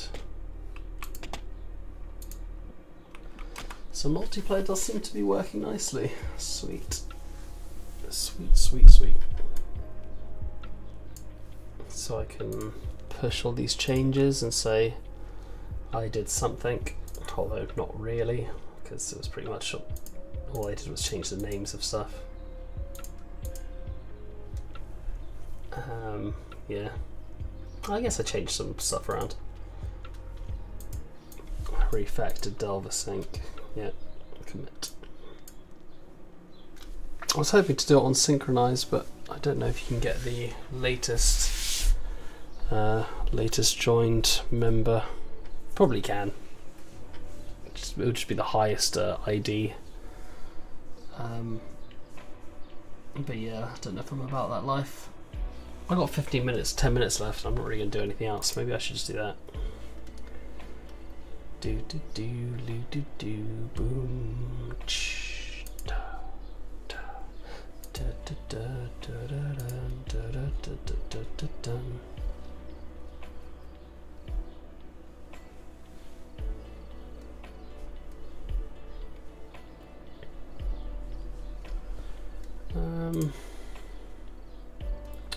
Still working on your game. How progresses it? Have you got like your planning and stuff done? I feel like planning is the most important part of making a project, even if it's just something very broad. Speaking of planning, how is my plan looking? I don't know why I've somehow devolved into having 2 plans though. So now I have my Jira board for Abaro development, and I also have just the stream notes. Handle server stop. I can cross that out because that's working quite nicely now. Test a full build. I kept saying I was going to do that and I totally forgot. I was going to do it when I went to lunch. I was going to just press build and test, but yeah, I didn't.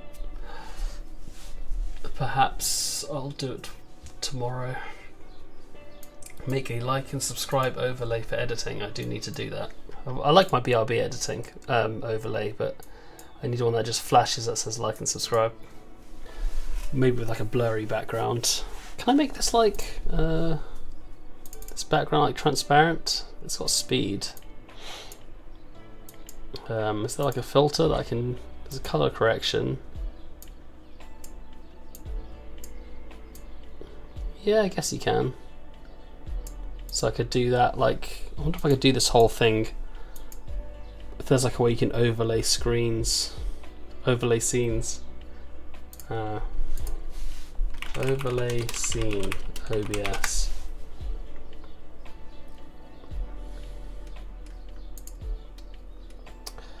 Add new source, choose image. I don't want to add images. I want to add an actual entire screen. Combine scene, OBS.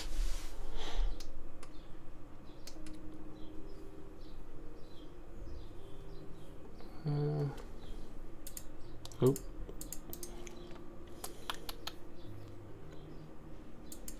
I guess I could just copy this, copy or duplicate, like, and sub, and then if I copy this display capture over here. Oh, that's at the top. I move them to the bottom, and then I make this slightly opacityed.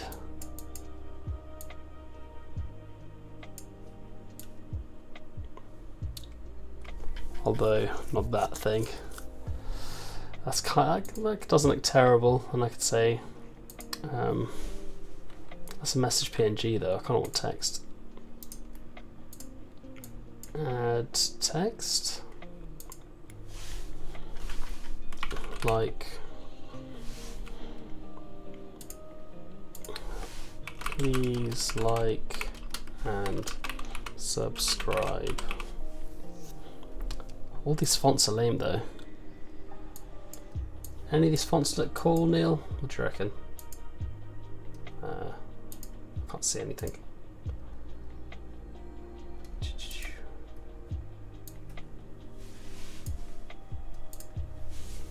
That one's not too lame.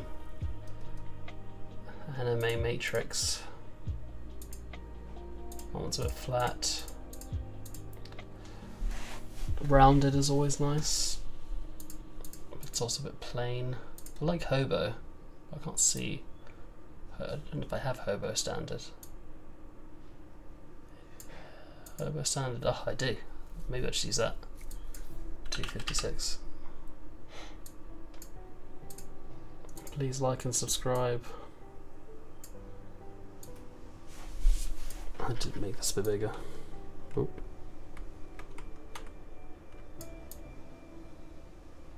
It's fun messing with the stream.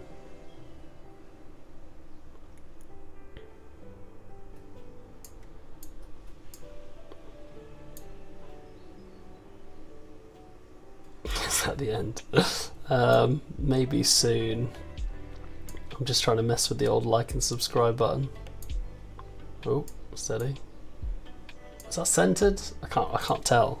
That looks kind of centered, right? Move him a bit higher.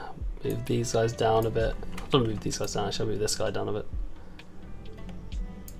And that looks quite centered. Please like and subscribe.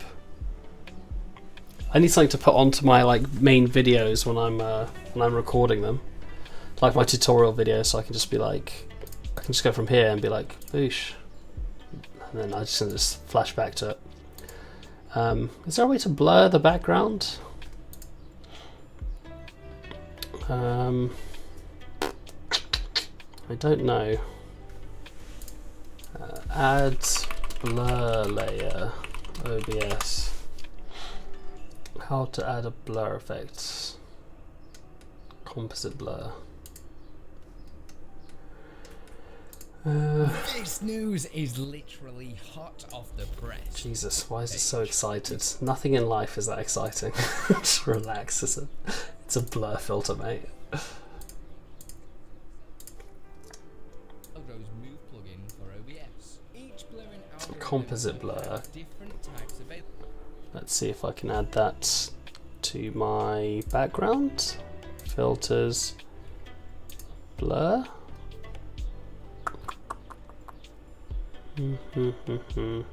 That's background removal. Not entirely sure. I've got 5 minutes to figure it out. Oh no. That one already exists there. Filters. Could have sworn there was like a blur thing. I just want like a full layer where there's a blur.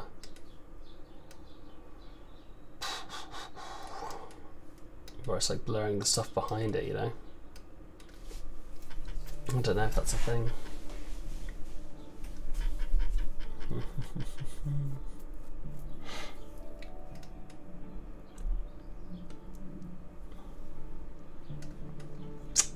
Yeah, not really what I'm looking for. Well, that looks pretty cool. I think I'll just leave that like as is. Can I change the colour? I can. I can change it to my signature purpley colour.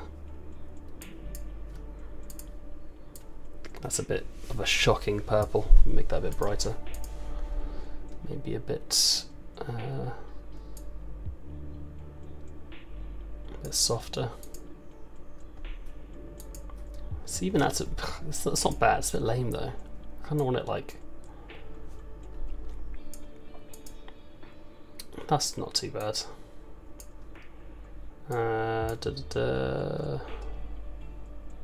I make it? Can I give it background color? What? How's the background color?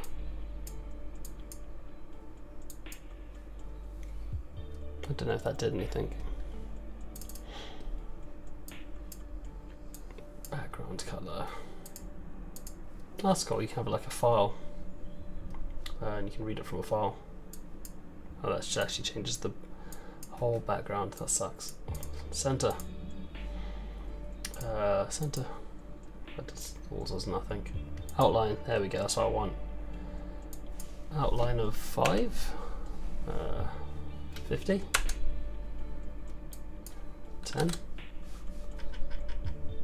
Is there a max? That looks okay.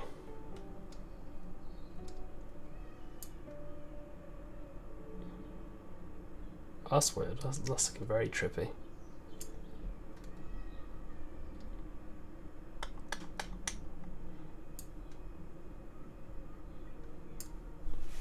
That's looking very weird. Maybe I make it just like a purple outline instead.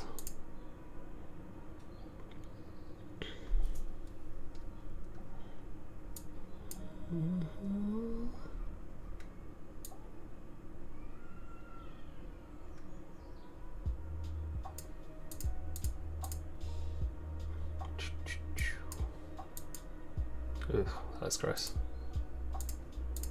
That doesn't look too bad. Too bad. Chat log mode. What does that mean? Oh god, I shouldn't have clicked it. It's scary. Using custom text accents. Oh god. No. Alright, I think that's my my screen done. So I've got a please like and subscribe. Please like and subscribe screen now.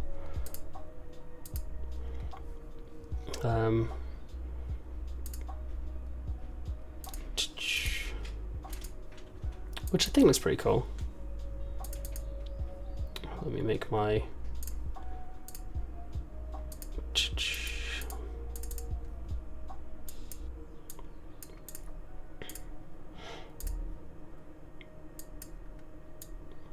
It's funny how the opacity doesn't affect this, because I guess it's just a black background. How can I change the opacity here? I just want to peek through like, hey, look, it's me. Ah.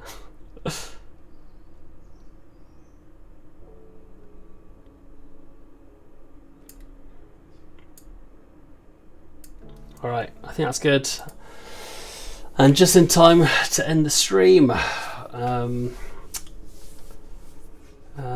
I done anything else? Handle, relay, close. I did that. That's pretty nice. Base animation fix I need to do. Create stationary enemy I need to do.